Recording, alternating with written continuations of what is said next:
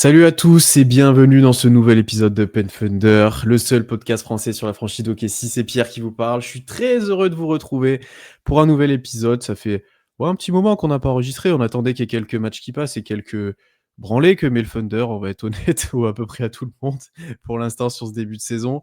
On va revenir aujourd'hui pas sur l'aspect collectif, mais sur l'aspect individuel. On va parler de presque l'intégralité des joueurs du roster pour les classer dans différentes catégories. Vous allez voir ça juste après. Et on est trois aujourd'hui pour faire ça. D'abord Tom, un ancien. Comment ça va, Tom? Ça va, impeccable. En tant que fan d'OKC, tout va bien. 19-1, voilà. Je sors le bilan. 20 matchs, 19 victoires. La seule défaite qu'on a, c'est un comeback des Blazers. Comment ne pas être heureux quand on regarde OKC? Tu l'as dit, beaucoup de branlés récemment, même si les deux derniers matchs étaient chauds pour le coup. Ça ajoute un petit peu de suspense. Qualifié évidemment en quart de finale de la grande NBA Cup, donc ça forcément, quel bonheur, hein, ça m'a refait mon week-end évidemment. Mais oui, non, très content, très content. Et puis comme tu l'as dit, on va se pencher sur le côté individuel des joueurs de la rotation, donc ça va être cool. Ouais, difficile de ne pas être content. Les derniers matchs ont fait plaisir un peu plus à regarder. Plus le retour de J-Dub, de Kenrich. En espérant pas avoir perdu Mitchell, on va en reparler de longtemps. Mais on est très content. Et avec nous, pour parler de cette satisfaction en partie, c'est un rookie. Amaury, comment ça va? Yes, ça va très bien. Très heureux de faire mon premier podcast aujourd'hui. Tout aussi heureux d'ailleurs, on est en 19 ans, 11 victoires d'affilée. Y a rien qui va pas dans cette équipe. On va en parler. C'est assez dur en fait de classer les joueurs quand on est en 19-1, de dire bah ouais lui il est en difficulté, lui il joue pas très bien parce que on roule sur tout le monde, donc forcément on a quand même beaucoup de joueurs qui sont très très très forts cette année et à leur meilleur niveau pour certains, on va en parler. Voilà. Ah, on est loin des époques où on cherchait qui allait faire partie de la future bonne équipe, etc. Ouais, c'est sûr et certain.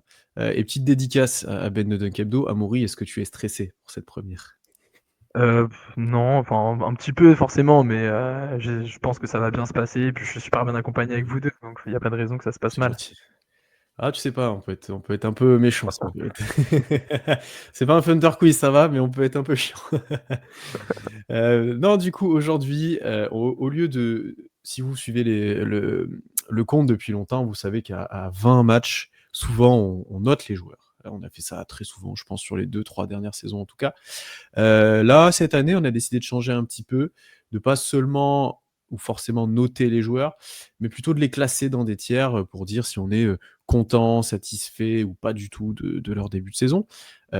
Donc ceux qui sont sur YouTube, là, vous voyez apparaître un petit tableau, une petite tier list, vous avez l'habitude, on a déjà utilisé. Bien sûr, vous voyez pas les noms parce que j'ai oublié de les remettre quand on a changé de fenêtre, mais ça, c'est pas très grave. Mais je pourrais les mettre juste après. Mais en gros, dans la liste, tout en haut, vous avez début de saison parfait, vous avez ensuite très bon, vous avez en B satisfaisant, on rajoutera une catégorie aussi peu mieux faire, on aura en difficulté et on aura enfin catastrophique. Voilà, donc on va classer tous les joueurs du roster que vous voyez en bas dans ces catégories-là, pardon. On va pas forcément parler des fonds de rotation parce qu'honnêtement, on n'a pas grand-chose à en dire. On en dira peut-être juste un petit mot à la toute fin. Voilà, et sachant que si je me trompe pas, non, le classement a bougé, mais j'avais classé les joueurs par ordre de temps de jeu. Donc on le fera dans cet ordre-là. Voilà. Donc comme d'habitude, vous savez à peu près par qui on va commencer, messieurs. C'est toujours le même, c'est toujours la même chose. On va commencer par chez Gijus Alexander. Du coup, je vais me tourner vers toi, Tom. J'ai quand même pas commencé direct avec Amaury. Je vais le laisser un petit peu s'habituer. Tom, où as-tu mis chez Gijus Alexander dans ces tier list? Je pense qu'il n'y a pas énormément de doutes, honnêtement, pour lui. Alors, grande difficulté, non, pas du tout. Pas du tout, chez Gilles Alexander, bon, parfait, hein.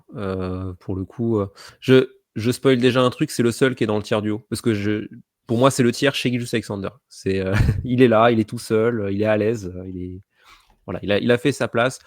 Bah, il est reparti pour une saison MVP en fait, quoi. Enfin, on est reparti pour un duel avec Jokic. Ah. Enfin, Ouais, voilà. franchement, ouais, non, mais Jokic, c'est très sale aussi ce qu'il fait. Mais ouais, non, là, il est reparti sur des bases de dingue. Toujours injouable au scoring. Là, si on enregistre juste après le match des Suns, le money time de Shea, rien à dire, hein. En plus, il est vachement expressif, Shea, dernièrement sur ses money time. Quand il met des gros tirs, il hurle sur les adversaires et tout. C'est cool de le voir comme ça. Mais oui, globalement, injouable au scoring. Le 3 points, comme l'an dernier, rentre On voit qu'il y a eu du progrès par rapport à ça, que ça devient un joueur à craindre à 3 points, entre guillemets. Là, défensivement, il est même encore mieux, je trouve, que l'an dernier. Surtout le tout début de saison était vraiment très très bon défensivement de la part de Shai. Et puis même au niveau du playmaking, ce qu'on a vu en playoff se confirme sur cette saison régulière. Il y a des vrais progrès au niveau du playmaking. Non, bah, il n'y a rien à dire, quoi. Enfin, si on est en 19-1, c'est aussi qu'on a un joueur qui, puis on en avait parlé dans le dernier podcast, Shai et des coéquipiers autour, bah, t'es favori quasiment tous les matchs, quoi. Parce que le mec est beaucoup trop fort, beaucoup trop dominant. Et sublime trop bien ce collectif d'OKC qui est déjà intrinsèquement fourni et très bien coaché. Donc ouais, non, Shai parfait, il n'y a pas beaucoup plus à dire là-dessus, je trouve.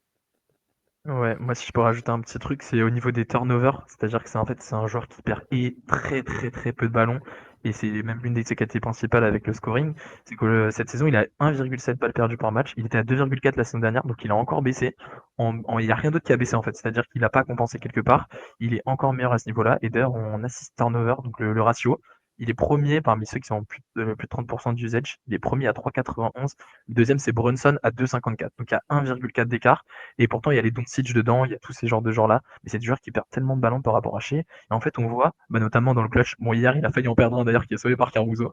Mais Chance sinon, un peu là. ah ouais, on s'en sort super bien. Mais à part ça, en fait, on perd aucun ballon dans le clutch. Je crois qu'on avait vu la stat, c'était 2,5% de turnover percentage dans le clutch pour OKC. On est largement premier. Et en fait, c'est en grande partie grâce à Shai, puisque c'est lui qui a tous les ballons dans le clutch. Et en fait, ça fait gagner énormément de matchs, et notamment les deux derniers, Minnesota, bah, en fait, on gagne parce qu'on fait beaucoup d'interceptions, on perd très peu de ballons. Et hier, Phoenix a peu préparé. Donc voilà, Et c'est tout ça. ça tout ça en 3 quarts temps. La majorité du temps, on va dire. Ouais, Sauf quand il est exactement. dans le clutch. Bon, Parce que ça, la stat que c'était il avait le plus gros total de points dans le clutch alors qu'il joue jamais. Et qu'il y a eu, en fait, les clutch, il y en a eu en début de saison sur les prolongations et ensuite très peu. Elle me faisait un peu rire, je vous avoue, parce qu'il a vraiment dû scorer sur les premiers matchs, et ce qui est vrai. Non, mais en fait, ce qui est énorme à dire, et je suis pas sûr que j'aurais dit ça au début de saison, il est encore meilleur que l'année dernière. Ce qui est incroyable pour un joueur qui a été MVP, qui a fait une saison historique. Il frôle le 50, 40, 90 pour un joueur qui n'est pas expert à 3 points, et quand on voit la sélection de tir, enfin le step back là, il est maîtrisé, ancré maintenant, c'est une arme redoutable. Enfin, vraiment, c'est à cause des lancers francs qu'il n'y est pas. Donc ça par contre, c'est un peu plus frustrant, et je pense pour lui c'est frustrant. Non, mais globalement, dans l'efficacité, ça va avec ce que tu as dit, Amaury, sur les turnovers, etc. C'est encore sur des standards inhabituels et qui sont pas normaux, en fait. C'est les tirs qu'il met, la production qu'il a soir après soir, c'est assez anormal. Alors après, moi, j'aimerais bien insister sur 2-3 trucs. Déjà, encore pire que l'année dernière, c'est le joueur qui reçoit le moins de passes décisives de la NBA. Et quand on parle ensuite de standards d'efficacité, enfin, c'est des choses qui devraient être contraires un petit peu. Et ensuite, cette année, j'aime quand même plus son utilisation, qui me semble, en tout cas pour l'instant, un peu plus variée. J'ai bien aimé les fois où on l'a vu en poseur d'écran, notamment avec AJ Mitchell. On verra si ça continue avec J-Dub notamment. J'ai bien aimé aussi des fois des départs un peu plus off-ball pour lui, où on essaie de le libérer après un écran. J'ai bien aimé comment on l'utilise sur la zone, où OKC c'est pas parfait, mais a fait des progrès avec toujours un joueur au poste haut, un joueur en bas. Et quand il est ce joueur poste haut, je trouve ça très intéressant. Sur les traps, sur les blitz, etc., il sert quand même mieux avant le short roll, il est un peu mieux dans les lectures, dans le contrôle du ballon, mais là ça va avec les turnovers. Donc non, vraiment, je le trouve encore perfectionné, j'ai envie de dire, encore plus lissé. On enlève les petites scories qu'il y avait dans son jeu, qui avait déjà très peu, mais encore plus lissé. Et même là, il y a des équipes qui commencent de faire boîte un petit peu sur lui, entre guillemets, où le joueur qui a sur lui ne va pas aider, ils le défendent presque dos au ballon, enfin, il l'empêche de se démarquer. Et sur ça, sur les backdoors, sur comment je gère ça aussi, il a beaucoup progressé. Donc non, il y a rien à dire, en fait. C'est du 20 sur 20, parce qu'il n'y a même pas de match loupé. Alors c'était mal engagé contre Phoenix hier, il était vraiment pas adroit, il mettait pas ses tirs, et en fait quand tu vois derrière le clutch, et puis même quand il met pas les tirs, il va avoir des fautes, etc. Donc ouais, c'est du 20 sur 20, il y a très peu de... Il n'y a rien à enlever, quoi, honnêtement. La palette de passes, enfin, il y a le match contre les Wolves, il y a une passe à un moment donné où il fait une passe à l'opposé main gauche pour Ouais, dos J.O. au qui est panier. grand ouvert dans le Ouais. corner, et tu te dis, mais attends, mais même main gauche, il envoie des trucs comme ça. C'est impressionnant. Ça, la passe, tu vois, je trouve meilleure, et il y a des passages où effectivement il met un peu tout le monde en valeur, mais je trouve quand même qu'il y a des passages où Enfin, il a Ah, pas par contre, il y besoin a des en même runs, temps de faire des passes, mais ouais, ça sera jamais un grand passeur. Je trouve, ça sera jamais un Luka ou ces choses-là. Ah, par contre, effectivement, dans la vision de jeu et dans comment j'arrive à voir tout le monde sur le terrain, maintenant, ça a progressé. Il y a une vraie vision.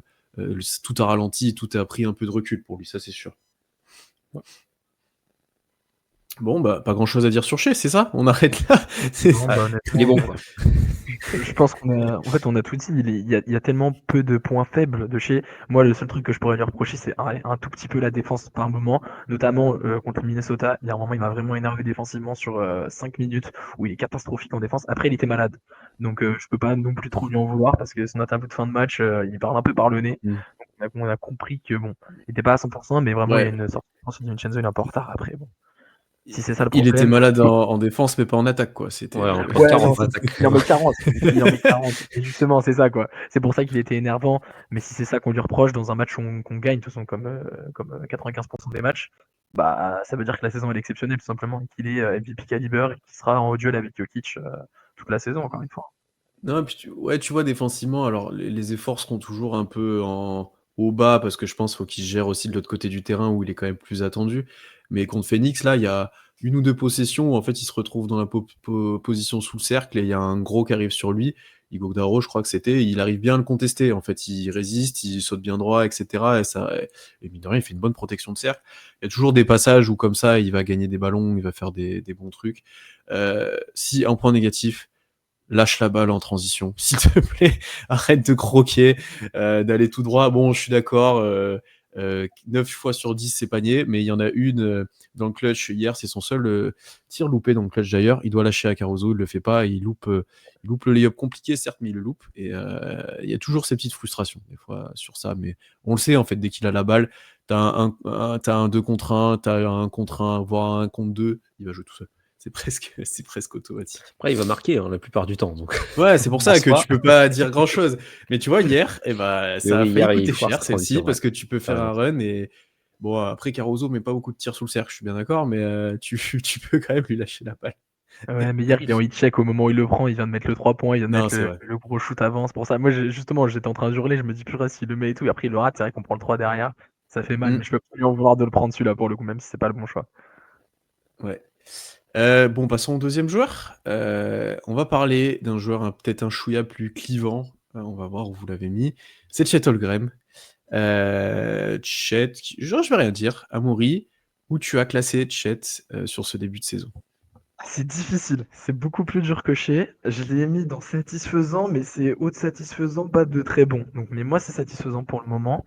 Après, Chet est très dépendant de son utilisation cette saison, en fait. C'est pas, enfin, c'est plus dur de le juger parce que bah, il joue beaucoup 4, alors que je pense que c'est pas le poste auquel il préfère être mis aussi. Mais bah, du coup, absence de J-Dub, absence de Kenrich. Donc on a beaucoup de joueurs qui peuvent jouer poste 4 à côté de Chet. Donc forcément, bah, c'est lui qui doit redescendre. Beaucoup de minutes d'Hartenstein, beaucoup de minutes de Jalen Williams. D'ailleurs, en fait, il y a deux. Moi, je dirais qu'il y a quand même deux Chet. Enfin, j'ai une analyse différente par rapport à Chet. C'est quand il est avec Hartenstein, il est assez dominant. En fait, on est très bon rebond. On est à 54% de rebond en prix. On est une équipe qui joue beaucoup plus lentement, etc. Et après, quand il est avec Jalen Williams, on souffre beaucoup au rebond. On va revenir sur Jalen Williams plus tard. Mais le truc, c'est qu'il est très dépendant du 5 qui est à côté de lui. Par contre, offensivement, ça reste très bon. Enfin, je trouve qu'il a quand même développé un mid-range après le dribble, là, en pull-up vraiment assez bon au niveau ligne des lancers francs ou un peu devant en tête de raquette. Défensivement, c'est toujours très bon, mais c'est moins impactant parce que, ben, on le sait, Chet, il est plus impactant poste 5 quand il est plus proche du cercle. Là, il défend quand même des joueurs qui sont un peu plus loin. Il arrive à les suivre, mais il y a quand même moins de dissuasion. Mais on a quand même Hartenstein à côté de lui qui dissuade très bien. Donc, en fait, on ressent pas trop le manque. Mais du coup, c'est pour ça que c'est dur de le juger. Il joue pas à son poste au début de saison. Donc, pour moi, c'est satisfaisant pour le moment. Bah, il joue pas à son poste. Bah, je sais pas en fait. Enfin, moi, c'est la grande question. Là, c'était presque une question que je voulais vous poser, mais vu l'évolution un peu de la NBA, des autres équipes, vu l'évolution de son jeu, vu l'importance qu'a pris Hartenstein, on en reparlera aussi. Est-ce qu'il joue pas à son poste? Je suis pas si sûr que ça. Est-ce qu'on sera pas plutôt un Chet qui sera 4-5 plutôt que 5 et 4 si besoin? Ben, j'ai l'impression qu'on prend cette direction-là. Je suis comme toi, je l'ai mis dans le haut de satisfaisant, j'étais avec très bon. En fait, ce qui m'a empêché de le mettre en très bon, c'est qu'il n'est pas si adroit que ça au final de loin pour l'instant. Il avait très bien commencé, mais bon, on le sait, c'est le début de saison, tu fais quelques matchs où ça rentre un peu moins, et bah tes pourcentages chutent très vite. Je le trouve quand même, mais ça, c'est encore une fois, c'est une question de poste, moins impactant en défense, globalement, moins dominant comme il peut l'être quand il est tout seul poste 5. Et contre Phoenix, on l'a vu par passage, en fait, comme il n'y avait pas Hartenstein et qu'il était un peu plus utilisé en 5, bah, tu as revu un peu de cet impact-là. Ouais, il y a des choses qui ont progressé, je suis d'accord avec toi offensivement. Il prend quand même moins de tirs au cercle, mais encore une fois, parce qu'il joue très large. Mais il y a des choses que j'aime bien et c'est comment OKC l'utilise. Alors, on le voit pas tous les matchs. Est-ce que ça vient de lui? Est-ce que ça vient d'OKC? Est-ce que ça vient de la défense adverse? Je sais pas. Mais il y a quand même pas mal de situations où on le voit prendre des stagger screen off ball et il va pouvoir jouer, il sera en mouvement, etc. Ça, c'est intéressant. Il est très intéressant sur les coupes lignes de fond. Et il y a une vraie bonne connexion avec Hartenstein. Ça, je pense qu'on pourra reparler, mais sur du high-low, tout le temps, il y a un joueur post haut, un joueur post bas, il s'envoie des alley-oops, il s'envoie des passes. T'as Chet qui drive des fois, qui va trouver des petites passes. Ça, c'est vraiment très intéressant. Et je suis d'accord avec toi aussi que sur toucher à mi-distance, là, on est assez serein sur des turnarounds, sur des petits step back et tout. Ça, c'est très bien. Mais ouais, je suis frustré de ce tir à 3 points qui me semblait, sur le tout début de saison, un peu plus fluide, un peu, voilà, il semblait plus à l'aise. Et là, on l'a un peu moins vu les derniers matchs. Alors, pas, il y a eu des grosses perfs sur les derniers matchs, mais on l'a pas un peu moins vu sur toute la longueur des 20 premiers matchs. Donc, non, j'attends un peu de voir avec le retour de J-Dub si effectivement il sera un peu plus utilisé au poste 5 tout seul, même si j'y crois de moins en moins, parce que J-Lin va rejouer, Hartenstein est très important, donc il va être sur le terrain. Donc ouais, j'attends de voir un petit peu ça. Globalement, je suis satisfait, voilà. Je suis pas dans le parfait, dans le très bon, et j'attends juste aussi un peu plus de constance dans l'impact offensif, où il y a des matchs, il finit à 4 points, et il y en a un où il finit à 22 points, à 8 sur 12. Non, bah, il y a un juste milieu, un standard qui doit être mettez 15 points par match, fais des perfs un peu plus hautes des fois, mais tu peux plus les matchs où tu pèses plus du tout en attaque pour Chet, ça peut plus exister. Ouais, j'ai la même chose, satisfaisant pour moi. J'ai pas pu le mettre plus haut par rapport aux éléments que vous avez cités. C'est que défensivement, je suis toujours pas sûr, même si pour moi ça se rediscute. Là où en début de saison, j'étais sûr que Chet n'était pas le meilleur défenseur de l'équipe. Là, ça se discute un peu plus, mais je me dis pas en mode s'il y a un Depoy à OKC, c'est Chet qui est l'encre défensive, etc. C'est pas vraiment le cas, mais c'est pour ça que je peux pas le mettre plus haut, même si pour moi c'est plutôt bien ce qui se passe défensivement quand même, dans le sens où tu développes sa défense extérieure, il est beaucoup plus polyvalent et en playoff, tu sais que ça va être hyper utile. Donc ça me dérange pas plus que ça. C'est plus pour le trophée individuel en lui-même, mais en soi, pour OKC, c'est pas si gênant. En fait, il est pas moins bon, il est juste Moins en moins vue. mis en valeur ou moins utilisé. Ouais, c'est ça. C'est moins. Parce qu'on le revoit de plus en plus quand même, les séquences où tu as des séquences de Chet. Alors, quand il est à côté de Jalen, Chet est beaucoup plus près du cercle que quand il y a Hartenstein. Et tu vois de plus en plus, tu revois des séquences de Chet de domination en protection de cercle où les mecs ils ont peur de l'attaquer et où tu dis ouais non en fait Chet c'est toujours un mec dissuasif, c'est juste qu'on le voit moins près du cercle parce qu'il y a Hartenstein. Mais c'est tout quoi. Et tu vois même le match contre les Suns où il joue poste 5 pour le coup. Bah, c'est le poste je pense où il s'épanouit le plus et où il brille le plus. Mais par contre pour OKC c'est peut-être pas le poste où tu as le plus envie de le voir justement. Ouais, je Mais suis d'accord avec toi sur ça, ouais. mais pour le coup, moi, c'est plus sur le volet offensif où je me dis, oui, comme tu disais, Pierre, il y a un manque de constance offensive. Moi, je me disais, si j'avais voulu le mettre dans le tiers du haut, c'est que pour moi, il tournait à plus de 20 points de moyenne en l'absence de J-Dub. Et c'est un truc que j'attendais, moi, justement, de le voir prendre plus de tirs, etc. Et c'est pas vraiment le cas, ou c'est le cas, mais de manière assez irrégulière. Où vous l'avez dit, il y a des matchs récemment où Chet, en fait, il met même pas ses 10 points, où il est pas en vue offensivement. Tu as le match contre les Wolves où c'est contre les Wolves ou contre les Blazers, je sais plus, où il met un gros 3 points. Bah, contre les Wolves, les Blazers, c'est une branlée. Mais contre les Wolves où il met un gros 3 points, mais sur le match au complet, il est quand même pas très bon. Et alors que tu vois des matchs comme celui contre les Suns, par exemple, où il est dominant offensivement. Donc ça manque de constance à ce niveau-là. Maintenant, ça reste quand même 20 premiers matchs plutôt bons de la part de Chet. Hein. Pour le coup, quand même, c'est quand même ton deuxième meilleur joueur sur le terrain. C'est quand même un joueur très productif des deux côtés du terrain. Donc oui, il était plus près de monter dans le tiers du dessus que de descendre en dessous de satisfaisant pour le coup. Il y a quand même un bon niveau qui est produit de sa part. Non, clairement. Mais en fait, je pense que c'est une bonne chose pour Oklahoma City, le fait qu'il joue poste 4 aux côtés d'Hartenstein, parce que ça a apporté plein d'autres choses à son jeu, notamment en contre-attaque. Chet, vu qu'il joue plus loin du cercle, il joue beaucoup plus de contre-attaque de contre-attaque qu'avant. Il marque plus de points sur contre-attaque parce qu'en fait, il arrive en trailer plus vite qu'avant. En fait, avant, on le voyait arriver en trailer au dernier moment, où souvent il tirait à 3 points. Maintenant, on le trouve beaucoup plus près du cercle, on le trouve à mi-distance, etc., sur des situations d'avantage offensif en 4 contre 3, en 3 contre 2, ce qui lui permet d'avoir des points faciles. Alors que justement, quand il est avec Jalen Williams, ou hier, quand il est tout seul en poste 5, on souffre énormément au rebond. Hier, on a souffert énormément au rebond dès que Chet était en 5, à côté de J-Dub, comme l'année dernière, en fait. Donc je trouve que c'est quand même une bonne chose qu'il joue poste 4, mais c'est vrai que ça le met moins à son avantage, et ses qualités de défense, notamment de protection de cercle, en fait, on les voit moins, c'est juste ça. Bon, on souffrait l'année dernière quand il n'y avait pas Hartenstein, on va dire, parce que dès Ouais, qu'il disons est que, ouais, là... En fait, moi j'ai quand même, j'aurais aimé, je sais pas si j'aurais le temps, et surtout avec le retour de J-Dub, ça changera peut-être des choses, mais j'aurais aimé montrer un petit peu quand même comment on l'utilise offensivement maintenant en vidéo. Mais un truc sur lequel je voulais quand même finir, c'est que on utilise quand même très bien sa lecture de jeu sur les écrans, etc. Et il y a un truc où il a vraiment progressé, Hartenstein aussi, c'est sur sanctionner les switches, surtout quand il y a un petit sur lui, et qui va l'enfoncer, qui va le mettre dans son dos et faire descendre jusque sous le cercle. Ça, avant, on le voyait très peu faire. Maintenant, il y a plein de situations où le petit est obligé de faire faute directement sur lui parce qu'il se fait enfoncer jusque sous le cercle. Et même des fois, il l'a fait en fin de contre-attaque, ou alors il avait un peu joué la carotte, il était devant, il l'a enfoncé, comme fait beaucoup Anthony Davis, des fois, fait souvent ça. Et ça, je trouve ça très intéressant pour lui parce qu'enfin, et c'est une chose qu'on avait dit depuis quelques temps, hein, il a appris à un peu plus utiliser sa taille. Et je préfère le voir utiliser sa taille comme ça que de le voir partir en dribble un peu, un peu laborieusement sur une contre-attaque ou des choses comme ça, ou essayer de passer des grands là sur le dribble, ça pour sanctionner ces switches là, il n'est pas encore très bon. Donc non, c'est vraiment sur du poster le joueur et après du jeu d'appui, où là pour le coup il est très fort aussi, il y a du bon travail qui a été fait, je pense cet été, hein, sur je pose mes appuis, je feinte, je passe en dessous, up and under, etc. Donc non, sur ça, il a quand même progressé. Après, déjà, le grand point positif, et on n'en a pas parlé, c'est que pour l'instant, il est sur le terrain presque tout le temps. Ouais. Ce qui était, presque si on mettait un point d'exigence pour Chet, c'était ça, quoi. On a eu un peu peur au début de saison, il commençait à louper des matchs pour le dos. Là, c'est quand même c'est satisfaisant sur ça, je pense. Ouais, il a joué 80% des matchs, c'est bien. C'est ce qu'on veut voir, quoi. Mais oui, pour les lectures, bon, je ne vais pas répéter ce que vous avez dit sur la connexion avec Hartenstein, où les deux se font des passes, où ça marche super bien.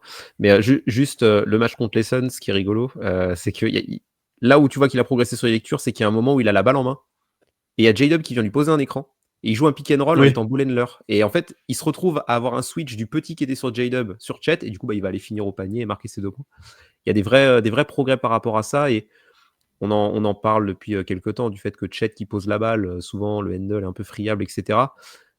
Bah, s'il se met à poser la balle, mais de manière plus intelligente comme ça, dans les situations où il sait qu'il a l'avantage et où il y a moins de risques qu'il perde le ballon, bah, c'est tout bénef pour OKC. Donc voilà, les progrès en lecture de jeu sont notables aussi à ce niveau-là.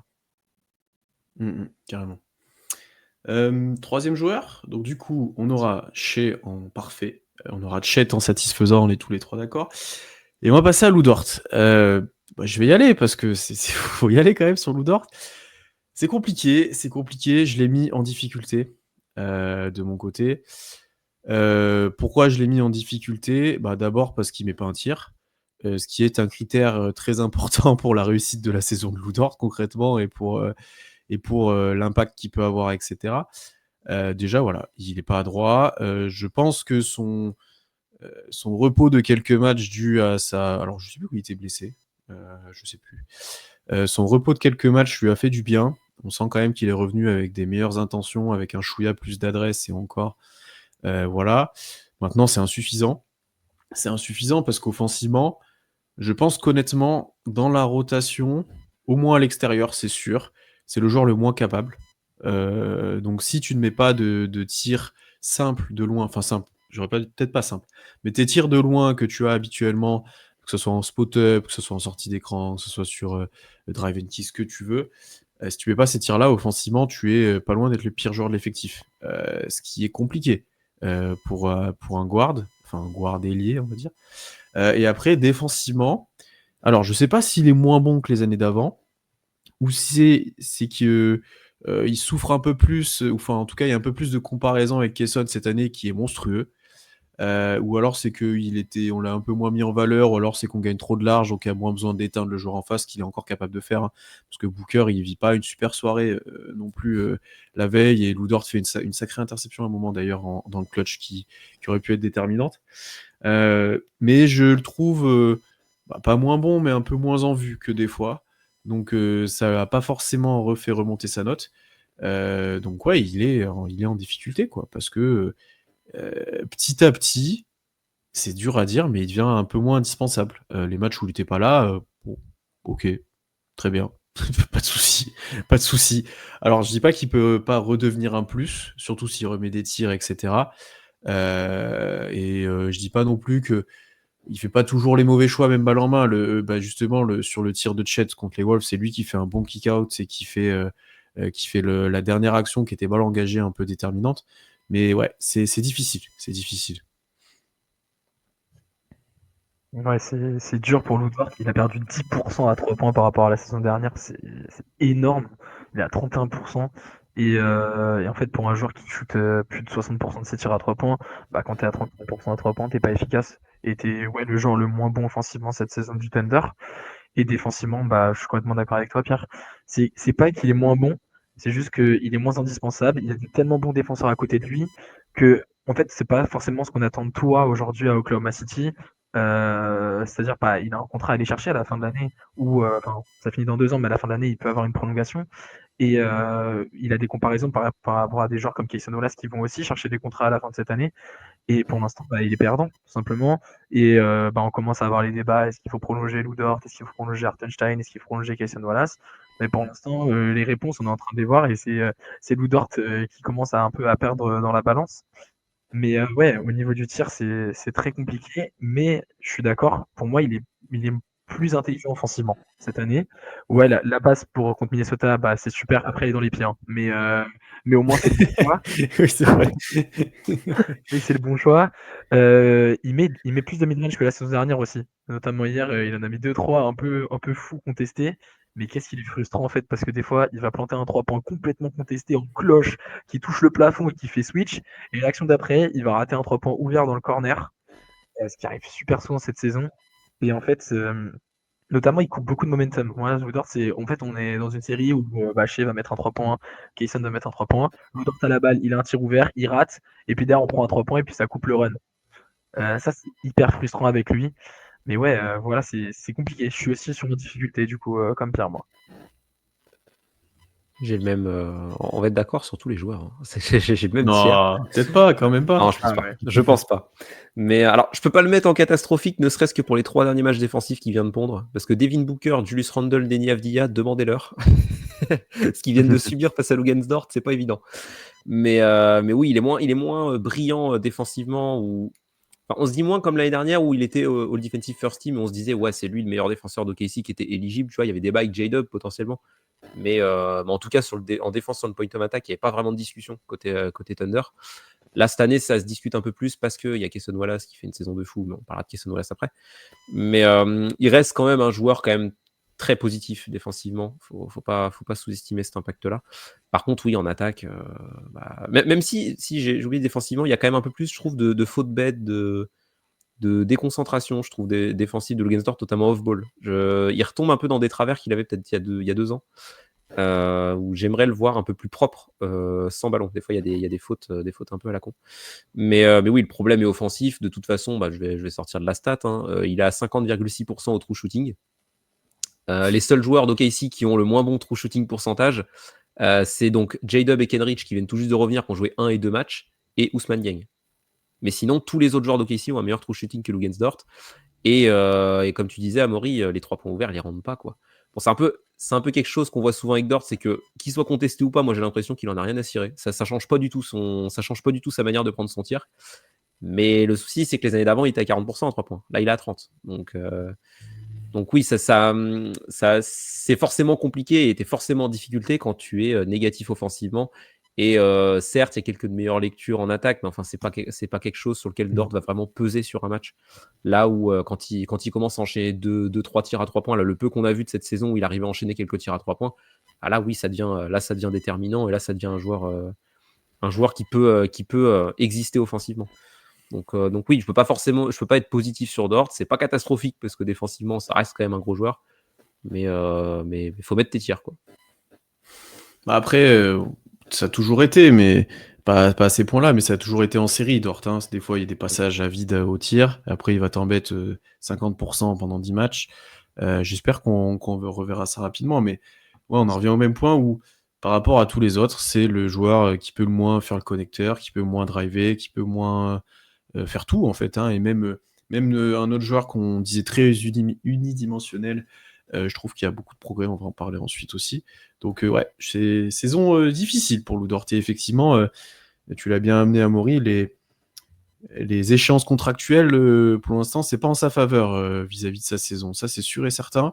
Et surtout vis-à-vis de la saison d'Isaiah Hartenstein, où tu te dis, faudrait peut-être quand même le garder. Lui, ce serait pas trop mal. On y arrive bientôt, mais franchement, lui, il faudrait quand même bien le garder. Passons au suivant. On en a parlé un petit peu en parlant de Lou Dort, c'est Cason Wallace. Je suis obligé de commencer par toi, Tom. Je suis obligé de commencer par toi. Où as-tu mis Cason Wallace? Alors, Cason Wallace, c'est très bon. J'ai dit que le premier tiers, c'était le tiers de Shea, donc moi, j'ai personne d'autre dans ce tiers-là, mais c'est très bon, Cason Wallace, pour le coup. Le petit point négatif, c'est qu'offensivement, ça reste quand même irrégulier. C'est pas un mec sur qui tu peux forcément compter chaque soir pour rentrer ses tirs, pour faire tous les bons choix offensifs, etc. Ça, c'est l'axe de progression. Mais tu regardes au global, ses stats offensivement, c'est quand même très correct. Il a 9 points de moyenne, mais il a 37% à 3 points, il en prend 4 par match. C'est bien. Il a 2,5 passes pour 1,1 turnover. Il apporte un petit peu de passing. Il n'a pas trop de déchets. C'est ce que je demande à Cason Wallace. Il est dans le 5 majeur, il est très bon dans le 5 majeur pour le coup. Donc d'ailleurs, je me pose la question quand tu auras J-Dub, Chet, Hartenstein, parce que J-Dub est revenu, mais Hartenstein n'était pas là. Donc on n'a pas retrouvé le vrai 5 majeur d'OKC. Mais quand tu auras vraiment tous tes meilleurs joueurs disponibles, je pense quand même que ce sera le 5 qu'on a vu l'an dernier avec Shea, Dort, J-Dub, Chet, Hartenstein. Mais est-ce que Cason Wallace peut pas prendre la place de Dort à terme, dans le sens où quand il est starter, Cason, c'est quand même très intéressant pour le coup. Je pense pas que ce sera le cas dans un premier temps, mais ça peut commencer à se réfléchir si Dort continue de pas mettre ses tirs. Et surtout, ce qui est fort avec Cason Wallace cette année, c'est défensivement, quoi. Défensivement, c'est un grand malade. C'est un truc de dingue ce qu'il est en train de produire. 2,3 interceptions, je sais plus si c'est le meilleur intercepteur de la ligue. C'est le meilleur. C'est possible, ouais, franchement. Il est deuxième. Il est deuxième derrière Matisse Tybalt, mais qui a joué 4 matchs, quoi. Mais c'est qu'il ne va pas compter. Il n'était pas éligible dans le classement. Ouais. Mais tu vois, l'an dernier, il y avait un Dyson Daniels qui était à 3, mais qui a baissé son apport défensif. Donc ouais, c'est le meilleur intercepteur. Il y a J-Dub qui arrive aussi. J-Dub, attention, parce que J-Dub, on a vu le match de retour, les tirs rentraient pas. Par contre, défensivement, il a l'air au point, quoi. Ça va. Mais ouais, c'est le meilleur intercepteur de la ligue. Au classement des deflections, il n'y a que Ryan Rollins de Milwaukee, la belle surprise de Milwaukee, et Dyson Daniels qui sont à plus de 5. Cason est à 4,9 avec Ozar Thompson. Il est dans le haut du panier des deflections. C'était d'ailleurs une question qu'on se posait en preview, qui sera le plus haut en deflections. Je pense que Cason Wallace a répondu à la question. Et de toute façon, oui, off-ball, c'est très bon. En défense sur porteur, c'est très bon aussi. Il y a même des actions clutch défensivement. Enfin, là, pareil, contre Phoenix, on prend beaucoup d'exemples du match contre Phoenix, mais il y a une possession où il prend, je sais plus si c'est à Booker qui prend le ballon, non, c'est à Gillespie, je crois, qui monte la balle, et en fait, il l'éteint totalement, il prend la balle, il part en transition, il dunk. Moi, je demande pas beaucoup plus à Cason Wallace, pour le coup. Si c'est un joueur calibre defensive, plus offensivement, c'est propre, ouais, c'est très bien, quoi. C'est très bien, et par rapport à ces histoires d'extension de contrat, il marque des points, quoi. Sur ses 20 premiers matchs, tu as envie de lui allonger un bon chèque, quoi, sur les prochaines années, pour le coup. Ou il y en a qui le feront pour toi, je pense aussi. Ah oui. Je m'étonne. Mais ils peuvent pas le faire cet été encore. C'est la chance qu'on a. Mais ouais, mais alors moi j'en attends plus. Voilà, moi j'attends plus au niveau offensivement en fait. Enfin, en fait offensivement c'est pas sur toute la partie offensive, c'est-à-dire au tir c'est très bien, off-ball c'est très bien, mais on a toujours parlé du fait oui, Cason Wallace, est-ce que handball c'est possible qu'il puisse à un moment au moins driver une attaque à peu près. Il avait l'occasion de le faire, il n'y avait pas J-Dub. Et il l'a pas fait. Après, c'était pas son rôle et je l'ai pas vu. Mais en fait, on a essayé de le voir un peu en pré-saison. Moi, j'avais vu contre Charlotte, notamment premier match de pré-saison où il avait tenté des choses, c'était pas mal au playmaking. Et j'ai rien vu cette saison. Après, bon, il a pas essayé en fait. C'est ça, c'est pour ça que moi je le laisse dans très bon, mais c'est pas de très bon. Mais parce que en fait, il est élite partout. Il est élite partout là où on veut qu'il soit élite, c'est-à-dire défensivement, je vais pas répéter ce que tu as dit, 2,3 interceptions, c'est élite. On off ball, il est élite sur Curry, mais il a fait vivre un enfer à Stephen Curry, qui met 11 points, je crois, ou 12 points contre nous. Il a vécu, mais le mec il a pas vu le jour, quoi. Et le lendemain, il met 40 points aux Spurs. Donc c'est quand même que Kayson Wallace a eu un effet sur ce point-là. Donc forcément, ça rentre dans très bon. Son contrat, il va aller le chercher, son contrat, il y a pas de problème. Mais moi, j'aurais aimé voir un peu plus de playmaking. Il fait autant de passes que l'année dernière. Il perd plus de ballons. Bon, 0,2, c'est pas grand-chose, mais quand même. Et en fait, j'aurais bien voulu tester des choses. Après, est-ce que c'est plus Kayson Wallace ou c'est plus Marc Daigneault? Je sais pas, parce que justement, je l'ai pas vu essayer. Donc je peux pas savoir à qui la faute. Et dans un avenir un peu lointain, dans 3, 4, 5 ans, si par exemple on veut payer Kayson Wallace 30 millions, j'aimerais bien avoir un peu de playmaking pour être. Parce qu'on va quand même avoir moins de profondeur dans 3, 4 ans quand on va payer tout le monde cher. Et est-ce que Kayson Wallace peut pas être plus fort que ça? Moi je sais pas, mais je l'ai pas vu essayer et c'est pour ça que je le mets dans pas de très bon, même si ça reste exceptionnel. Je suis quand même plutôt d'accord avec toi sur le fait que on l'a pas vu faire du playmaking pour les autres. Aussi, je pense que Dane Holt et AJ Mitchell a dit aussi t'inquiète, je suis là, t'as pas besoin, je suis là, il y a beaucoup de ça. Après, là où je le trouve quand même en progrès offensivement, alors l'adresse est fluctuante, mais augmente là, vis-à-vis du début de saison où tout le monde était cata, là ça revient à des niveaux décents complètement.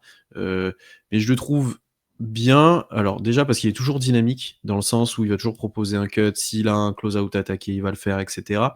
Et je trouve vraiment intéressant pour sanctionner les mismatchs, dans le sens où s'il est plus athlétique que le gars en face, qui est plus petit ou qui va moins vite, il va le faire. Il y a pas mal de fois où, juste sur du drive, du 1 contre 1 peu tout terrain, il va prendre la balle, en fait, il va réussir à marquer. Et ça, je trouve ça très intéressant. Parce qu'en fait, ça veut dire que lui, tu peux le mettre sur le meilleur défenseur, enfin, le meilleur attaquant adverse, pardon. Par contre, tu peux pas planquer Steph Curry sur lui potentiellement. Parce que tu sais que derrière, s'il gagne la balle, il va te le faire défendre tout terrain, il va essayer de le driver, etc. Donc ça, je trouve ça intéressant que tu sois pas au niveau de Lou Dort, en fait, là-dessus. Où clairement, tu peux planquer ton joueur là-dessus. Donc sur ça, je trouve ça bien. Il a toujours un très bon toucher, des très bonnes finitions où des fois je me dis oh là là, qu'est-ce qu'il va faire? Et en fait, ça tombe dedans. Bon, il faut pas qu'il essaie de dunker trop loin. Il en a loupé 2 contre Minnesota ou Portland, je sais plus. Il en a loupé 2. Mais globalement, je trouve que offensivement, il y a cet aspect-là qui est un peu en développement, mais je m'attendais effectivement, comme toi, à un chouïa plus de quantité. Un peu plus de flotteurs, un peu plus de jeux en pick and roll, etc. Mais en fait, on n'avait pas prévu que AJ Mitchell allait être ce joueur-là. Là, J-Dub revient, donc c'est pareil, mais on n'avait pas prévu ça. Mais je trouve quand même très bon. Alors, il n'y a pas des passes décisives régulières pour le grand, pour etc. Bon, il y a quelques passes à loup qui sont intéressantes. Il y a eu une pour Chet, notamment hier, qui était très belle. Mais ouais, on va dire que c'est pas un skill qui est acquis et sur lequel tu peux te reposer. Je suis d'accord. On reste au point où on était l'année dernière, même s'il y a des bons flashs. Mais j'aime bien cet aspect drive où en tout cas il peut aller 3-4 fois par match essayer de se créer un tir comme ça. Après, il a pas de tir à mi-distance, il a pas de pull-up. Donc en fait, s'il peut pas avoir ce tir-là sous le cercle en drivant son joueur, c'est juste un joueur de. Il peut juste scorer en spot-up, quoi. Donc c'est vite compliqué de lui donner la balle en main, en fait. Parce que si t'as que ça, ouais, c'est compliqué. Mitchell a bien plus d'armes et bien plus d'aspect créatif, on en reparlera, mais voilà. Et après, défensivement, en vrai, c'est indécent à quel point il peut provoquer des turnovers, toucher des ballons, étreindre un joueur en face. Enfin, c'est un vrai poison, quoi. Enfin, des fois, tu te dis, ah, ça devient chaud et tout, il fait un pick six, panier à l'opposé, tu fais, bon, ok, bon, et en fait, il n'y avait pas de problème depuis le début, concrètement. Oui, concrètement, il toque à la porte du 5 majeur de plus en plus, hein. On l'a vu un petit peu en playoff l'année dernière où c'était Hartenstein qui était sorti. Bon, là, ça devient dur de sortir Hartenstein, on verra sur les match-ups, mais il toque à la porte de plus en plus. En tout cas, dans le clutch, il va toquer à la porte parce qu'il est vraiment, vraiment intéressant. Et tu te dis, perdre Lou Dort, même si ça embête, mais re-signer lui et tu sais que tu l'as encore longtemps avec ta Caruso par exemple derrière, c'est quand même viable, je pense. Donc ouais, il est en train de montrer qu'il peut être une pièce plus qu'importante pour le futur. Bon, il a déjà montré, hein, mais qui peut être indispensable, je pense. C'est ça le truc. Ah, c'est le fait d'être mentoré par Lugensdort et Alex Caruso défensivement, ça aide aussi. Ouais. Parce que dans le contact, alors le fait il va falloir faire des choix de toute façon. C'est pour ça qu'on parle de Kayson et Dort pourraient partir, etc. Mais dans l'idéal, t'aimerais garder tout le monde parce que tenir le contact physique comme le fait Lugensdort, il n'y a personne en NBA qui sait le faire, hein. Quasi quoi. C'est peut-être Dylan Brooks d'ailleurs, Dylan Brooks qui est plutôt pas mauvais là-dedans. Mais oui, Kayson ne sera pas à ce niveau de Lugensdort, ne serait-ce que parce que Lugensdort c'est un frigo. Donc de toute façon, Kayson Wallace c'est pas le même joueur physiquement. Mais tu vois qu'il a une vraie résistance au contact physique qui a peut-être été développée avec Lugensdort, et surtout, tout ce qui est lecture of ball, tout ce qui est petite deflection maligne, un peu sournoise. tu sens que le mentoring avec Alex Caruso lui a fait beaucoup de bien, et ouais, ça en fait un défenseur très très complet. Et oui, pour revenir sur l'autocréation de Kayson, le mi-distance, en fait, il l'a en termes de réussite, mais quand il les récupère off-ball, c'est ballon, quoi. Il se le crée pas lui-même. J'avoue que c'est pas un truc que je lui demande spécialement avec les joueurs qu'on a dans l'effectif. Et surtout, ce qui facilite un peu la lecture de ça, c'est comme vous l'avez dit, et Jamie Mitchell qui a explosé totalement. Bon, en fait, t'as pas besoin de Kayson Wallace s'il assume une grosse charge à la création, quoi. Est-ce que c'est le meilleur défenseur du roster, là, cette année? Oui. Oui. Pour moi, ouais, je pense. Il y a une discussion avec Chet quand même, parce que voilà, Chet récemment, ça redevient quand même costaud, mais sur les 20 premiers matchs, j'irais mettre Kayson. Tu vois, s'il y avait un prétendant deep boy, ce serait peut-être Kayson, pour moi. J'adore Hartenstein, mais en fait, c'est son rôle qui lui permet d'être en fait, d'être sous le cercle tout le temps, etc. Donc, ouais, c'est possible. En tout cas, sur les extérieurs, je suis plutôt d'accord que ouais, c'est peut-être le meilleur. Ouais. Ouais, et puis il est même sous-estimé, moi je trouve, à l'opposé du ballon. Quand il va gratter, par exemple, il va faire une passe au grand de l'autre côté du terrain. Et en fait, Kayson, il va venir à chipper le ballon là en l'air, ou alors quand le grand il vient de l'attraper. Et il a une réussite sur ça. Je sais pas si c'est de la réussite ou c'est un peu des deux quoi. Mais il a une capacité à passer entre les deux bras du grand et hop de chipper la balle et puis partir en contre-attaque. Et puis en plus, qu'est-ce qu'il est rapide, Kayson en contre-attaque, c'est impressionnant. Même si ouais, avec son burst pour monter au cercle, même s'il en rate, c'est vrai qu'il en rate pas mal cette année par rapport aux autres années où il nous capte des tomards depuis la ligne des 3 points avec son double pas. Mais ouais, moi je trouve qu'il est vraiment trop fort pour ça. Et pour moi, même c'est minimum top 3 guard défensif en NBA cette saison. Il est tellement fort, il a tellement impacté des joueurs, des très très très forts joueurs que je peux pas le mettre en dessous. Et ouais, pour moi, c'est le meilleur défenseur de KC. De loin, non, mais en tout cas, cette saison. Ouais, j'ai pas assez regardé de NBA hors OKC, mais effectivement, je pense qu'il y a pas 10 joueurs. Ouais, il n'y a pas 10 joueurs meilleurs que Kayson là, sur ce début de saison défensivement sur l'extérieur. En tout cas, on verra en fin de saison s'il va à l'NBA, mais c'est possible, effectivement. Parlons d'un autre pivot maintenant. On a parlé un petit peu de Chet tout à l'heure. Parlons d'Isaiah Hartenstein. Amaury, où tu l'as mis?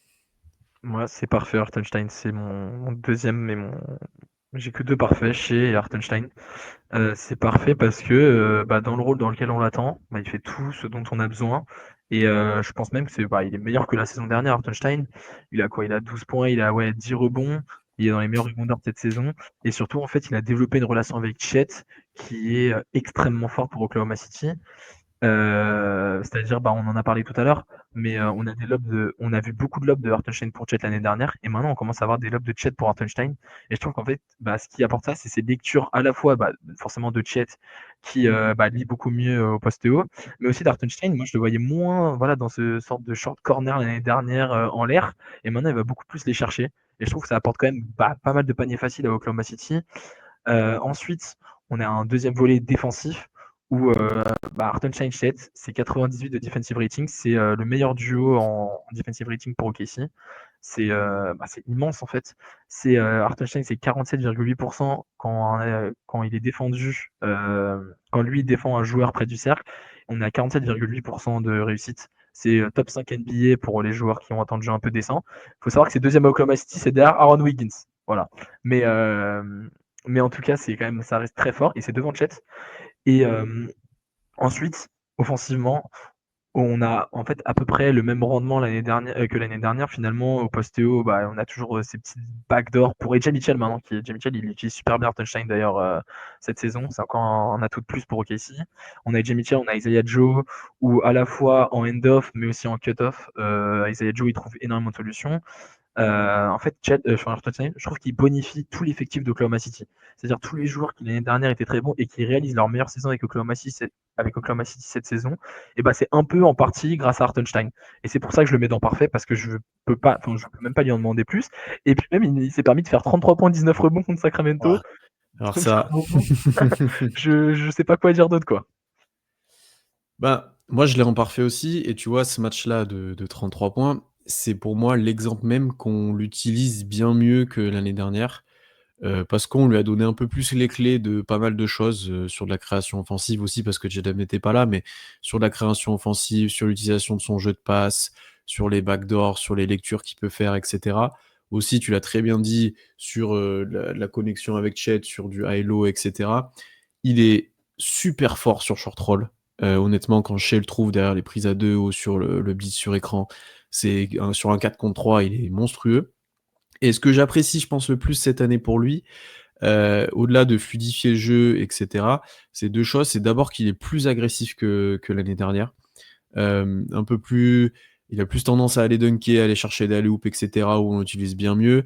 Il hésite pas sur certains matchs, on l'a beaucoup vu, à driver si le pivot en face le respecte pas, et cetera, ou au moins se rapprocher pour prendre son flotteur, ce qu'on avait un peu perdu en playoff. On se disait: «Ah, il pourrait faire un peu plus ça parce que là, il est plus défendu».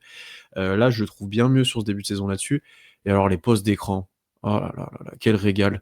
Alors, peut-être qu'il y a des fautes off, peut-être que machin, mais il libère tellement de choses. Et puis, c'est le seul dans le roster à pouvoir le faire. Concrètement, Chet ne pose pas ses écrans, Jaden ne pose pas ses écrans là non plus. Donc, vraiment, sur ces postes d'écran et à l'action où, franchement, ça devrait compter sur une passe décisive, ça. Je sais plus contre qui c'est, je pense que c'est contre les Wolves, où il fait écran, Shea le prend, il met son joueur dans son dos, Hartenstein va faire, alors que quel poste c'est au foot US? C'est pas linebacker, ça doit être, il est sur la ligne, concrètement, il protège son quarterback, il va juste impacter le grand sous le cercle et Shea a juste à prendre un petit tir tout seul parce que Hartenstein a posé le Gortat screen, pardon. Donc non, vraiment, sur cet aspect offensif, il s'est vraiment développé par rapport à l'année dernière, ou en tout cas, on l'utilise mieux, parce que je pense qu'à New York, il faisait pas mal de ça, en fait, et qu'on avait moins besoin l'année dernière. Et après, défensivement, bah, honnêtement, là, il est beaucoup mis en valeur, parce que Chet est plus utilisé sur les ailes, etc., mais toujours très dynamique, très bon au rebond, très bon sur les box-out, il protège bien le cercle, il est toujours droit, il fait pas 10 000 fautes pour rien, il résiste au sol, c'est celui qui résiste le mieux au sol aussi sur les gros. Ah non, il y a pas grand-chose à dire, à part ouais, je peux pas en attendre 10 000 fois plus, à part qu'ils mettent des 3 points, mais bon, ça y arrivera jamais. Donc non, j'ai pas grand-chose à dire de plus et à en attendre de plus, quoi. Il a même progressé en rebond off par rapport à l'année dernière, sur la fréquence, sur le nombre qu'il en prend, donc ouais, OKC n'est pas une équipe top au rebond cette année sans lui. Enfin, s'il n'est pas là, on est catastrophique et là, on est très bon. Donc, merci à Isaiah d'avoir corrigé ça. Et j'espère, honnêtement, qu'on pourra le garder sur les futures saisons. En tout cas, s'il évolue comme ça, on verra en playoff comment ça se passe parce que l'année dernière, il avait disparu un petit peu. Mais là, il devient un joueur vital pour le roster, quoi. Ouais, il est hyper important. Et effectivement, on se dit une petite prolongation d'Hartenstein là. C'est un petit salaire sur 3 ans là, ce serait pas mal comme idée. Mais Puis bon, en fait, je te coupe, mais en fait, il est ouais, jeune. Enfin, on a l'impression qu'il est vieux, mais il est jeune. C'est normal peut-être. qu'il progresse. Il a 27 ans. En fait, c'est normal, quoi. C'est juste qu'on a l'impression que c'est un vétéran, mais pas du tout. Donc, ouais, je te Ouais. laisse finir, Top, désolé. Non, bah, après, à la pondération, il sera en parfait. Alors moi, je l'ai dit, hein, c'est le tiers chez Gilles Alexander, donc je l'ai pas mis là. Je l'ai mis en très bon. Alors, en solide, très bon, quoi. Autant Kayson pouvait y avoir un débat, autant Hartenstein, je l'ai mis là direct et j'y ai pas réfléchi, quoi. Parce que vraiment, oui, les 20 premiers matchs sont très bons, comme le dit la tier list. Mais oui, au rebond, il est vital. De toute façon, tu regardes avec ou sans Hartenstein, il y a une différence de dingue. Au rebond offensif, le pourcentage de rebond offensif, les on-off d'Hartenstein, ils sont complètement lunaires. Tu prends 11% de rebond, enfin, tu as plus 11% de rebond offensif avec Hartenstein que sans Hartenstein. Au rebond défensif, pareil, tu es à moins. Alors, les adversaires prennent 3% de rebond offensif en moins quand Hartenstein est là que quand Hartenstein n'est pas là. Enfin, en gros, il est vital, quoi. Et la connexion Hartenstein-Chet, de toute façon, marche très bien, que ce soit en attaque, mais aussi du point de vue du rebond. Et vu que le rebond, c'était historiquement le point faible principal d'OKC, bah, c'est quand même vachement pratique d'avoir un mec qui est aussi dominant dans ce secteur-là. Puis après, pour le reste, alors on voit moins de Hartenstein passeur, pour le coup, moins le côté spammer les end-off comme il y avait l'an dernier. Même si on en voit toujours, il y a toujours ces 1-2 avec Isaiah Joe, il y a du passing avec Chet. il est toujours actif là-dedans, mais c'est moins un truc qu'on voit de manière répétée. Mais on le voit par contre beaucoup plus finisseur aussi. On le voit beaucoup plus aller dunker, aller près du cercle, etc. Donc, ouais, il est impeccable, comme tu l'as dit, Pierre, sur les pauses d'écran, c'est un grand malade. Ouais, non, c'est très bien, quoi. Enfin, moi, je demande rien de plus à Hartenstein. Effectivement, tu l'as dit, Amaury, il a fait un match à plus de 30 pions. Alors ça, par contre, ça vient de nulle part. Mais merci les Kings, hein, d'ailleurs. Non, mais il a mis quoi, 10 dunks sur ce match-là? Ah ouais, Enfin, non, mais je vraiment, sais il a, plus, il a mais passé sa vie, à dunker. C'est magnifique. Mais oui, voilà, Hartenstein, il est indispensable à cette équipe d'OKC. Donc oui, c'est compliqué de lui demander plus. Voilà. Moi, je ne l'ai pas parfait parce que je fais ma tier list différemment, mais qu'il soit dedans à la pondération, ça ne me dérange pas du tout. Bravo à Isaiah. Et tu Ouais. vois, tu dis qu'il y a moins de end-off, mais ça dépend de qui avec qui il joue, je trouve. S'il est avec Shea, oui. Mais s'il y a Mitchell, Wiggins, quand il était là, là, on verra avec J-Dub, est-ce qu'on fait plus de pick and roll, etc. Mais avec Mitchell et Wiggins, Joe, etc., il en joue quand même beaucoup. Mais c'est plus avec un peu les seconds couteaux. Ouais. Oui, quand il y a besoin d'amener de la création. Mm. Et c'est vrai que sur le début de saison, en fait, vu qu'on voit souvent Chet et Hartenstein ensemble, soit ils sont tous les deux quand Shea est pas là, soit Shea il est là aussi. Donc en fait, Mm. ça amène pas les mêmes systèmes. Et puis Isaiah Joe, il a raté le début de saison aussi. Ouais. Il a une relation privilégiée avec Isaiah Joe, donc c'est vrai que là, on le voit quand même depuis le retour d'Isaiah Joe qu'il y a des end-off entre les deux qui marchent bien. Donc oui, peut-être Ouais. qu'on va revoir ça un peu plus, mais c'est pas plus mal dans le sens où les end-off qu'on voyait en régulière, on les a très peu vus en playoff en fait, avec Hartenstein. Ils étaient revenus un peu contre les Pacers en finale NBA, mais c'est un truc qu'on voyait peu, alors que si tu arrives à faire un truc en régulière que tu vas voir aussi en playoff, d'Hartenstein un peu plus finisseur, etc., bon, bah, Hartenstein qui prend des flotteurs, c'est ce qu'on va lui demander en playoff aussi, donc ça me va très bien. Bah, en fait, on a vu tellement de zones en playoff que de toute façon, les end-off, ça servait pas à C'est grand-chose. ça. Donc, forcément, et en plus, il a développé, moi je trouve, un petit hook. Il joue Mm. tellement proche du cercle cette année. Il a le petit hook, il a le flotteur maintenant. Maintenant, il envoie des tomards à plus que ça va en faire. Et du coup, moi j'ai une petite stat pour ça. En gros, il shoot 51% de ses tirs dans dans le restricted area, alors qu'avant, il shootait 36% l'année dernière. Donc en fait, c'est vraiment qu'il enfonce ses joueurs, enfin, il enfonce son gars et il va lui marquer sur la tronche maintenant, avec soit le hook, soit il a même des petits under là où il a une sorte de toucher main gauche un peu sympa. Quelques tirs main droite aussi d'ailleurs un peu marrant. Je trouve que c'est ça, il s'est vraiment amélioré. Et, euh, et d'ailleurs hier, en fait moi j'ai trouvé J-Dub en difficulté et j'ai pas vu beaucoup de J-Dub avec Hartenstein hier. Et un peu regretté parce que j'ai l'impression que J-Dub il va tellement profiter de ces écrans d'Hartenstein de 3 mètres, de 3 mètres carrés pour avoir de l'espace, pour se créer ses tirs là où bah, on sait il est parfois en difficulté pour faire le premier écart. Donc j'ai hâte de voir un peu cette utilisation avec J-Dub ou bah, voir si peut-être qu'il va rester plus jouer avec Shea, j'en sais rien, on va voir. Mais en tout cas, enfin, ça donnait quand même plusieurs options en fait, Hartenstein. Ce qu'on n'avait pas, bon l'année dernière on l'avait déjà, mais il y a 2 ans, ce qu'on n'avait pas du tout. Le côté double big line-up et le côté on peut jouer petit avec J-Dub en 5. Ça c'est super et en fait on a énormément d'armes à notre arc finalement. Bah, les rotations là contre Phoenix, entre la blessure de Mitchell, le retour de J-Dub, le Kenrich, ouais, c'était dur à analyser. On savait pas trop. J-Dub qui joue pas le clutch quasiment. Non, c'était dur à analyser. Ouais. Donc je suis d'accord avec toi. J'attends de voir quand ça va se restabiliser, en espérant que Mitchell soit là dès les prochains matchs, hein, qu'il soit pas blessé. J'ai hâte de voir comment ça va tourner parce qu'il manque encore Aaron Wiggins aussi, qui est quand même pas mal blessé aussi. Non, et, Marc, va falloir faire des choix à un moment aussi parce que ça devient, on fera pas jouer à 15, ça va être compliqué. Le pick and roll avec Mitchell est bien en plus. Pour le coup. Ouais. La présence de Mitchell, le match contre les Kings où il en plante 33, il y a 10 passes de Mitchell, quoi. Parce qu'il y a un nombre de pick and roll, de alley-oop lancés par AJ Mitchell la relation entre les deux a l'air d'être pas trop mal, donc ça peut se développer ça. Eh ben, parlons d'AJ Mitchell, justement. C'est à moi d'y aller. On laisse Hartenstein en parfait, du coup, parce qu'on est 2 contre 1, et en plus, t'es pas loin de l'avoir en parfait, donc on le mettra en parfait. Et moi, AJ Mitchell, je l'ai en parfait, parce qu'en fait, il a tellement dépassé des attentes qui étaient quand même hautes, il faut quand même le dire, parce qu'il y avait une petite hype, on attendait son retour, etc. Et il a tellement dépassé ça que je peux difficilement en attendre plus. Alors, on en a beaucoup parlé déjà au bout des 7 premiers matchs là qu'on a fait le dernier épisode.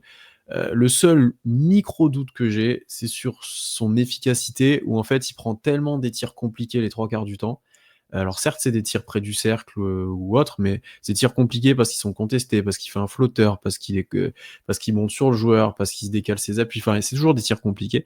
Et du coup, son efficacité peut être un peu douteuse parfois. Douteuse, c'est un grand mot, mais voilà, c'est dur pour lui de rester dans des hauts standards d'efficacité tout le temps, ce qu'il arrive à faire globalement, hein, mais voilà.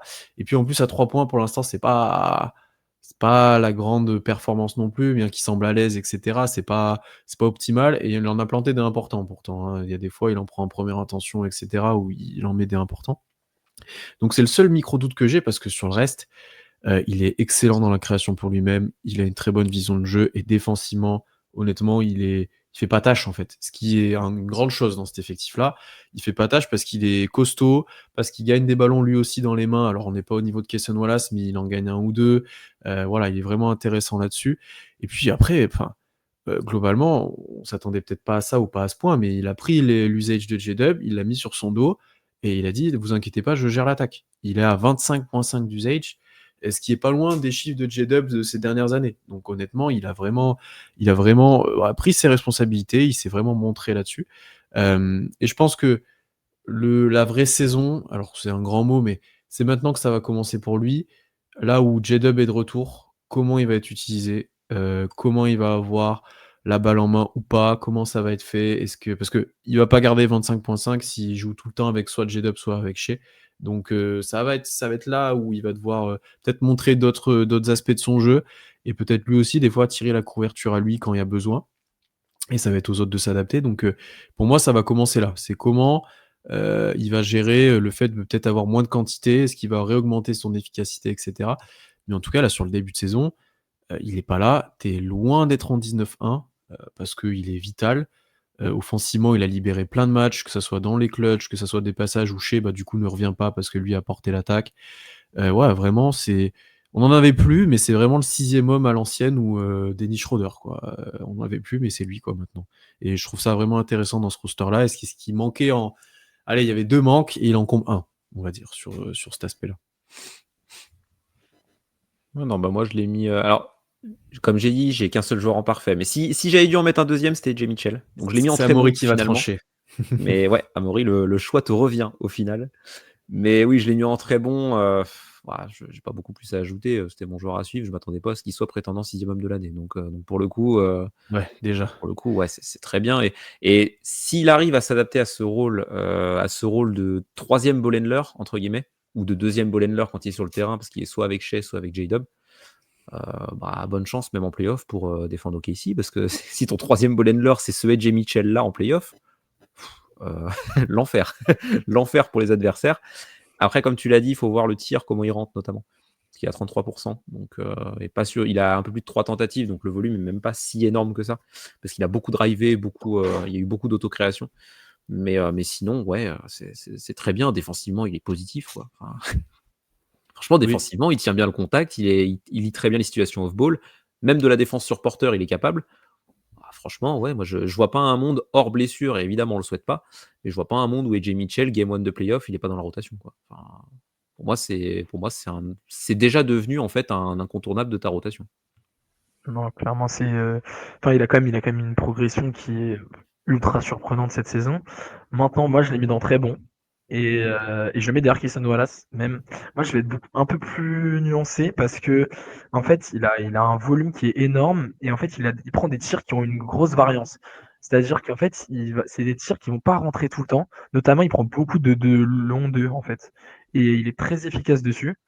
Et j'ai peur que quand ça va baisser, en fait, les joueurs adverses vont peut-être un peu moins monter dessus.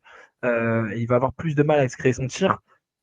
Notamment, en fait, mais il y a des moments aussi où en termes de, en fait, il va au cercle et en fait, il n'y a pas le kick-out. Moi, il va apprendre parce que forcément, il est au début de sa carrière. Il commence vraiment à avoir un gros usage et c'est pas facile.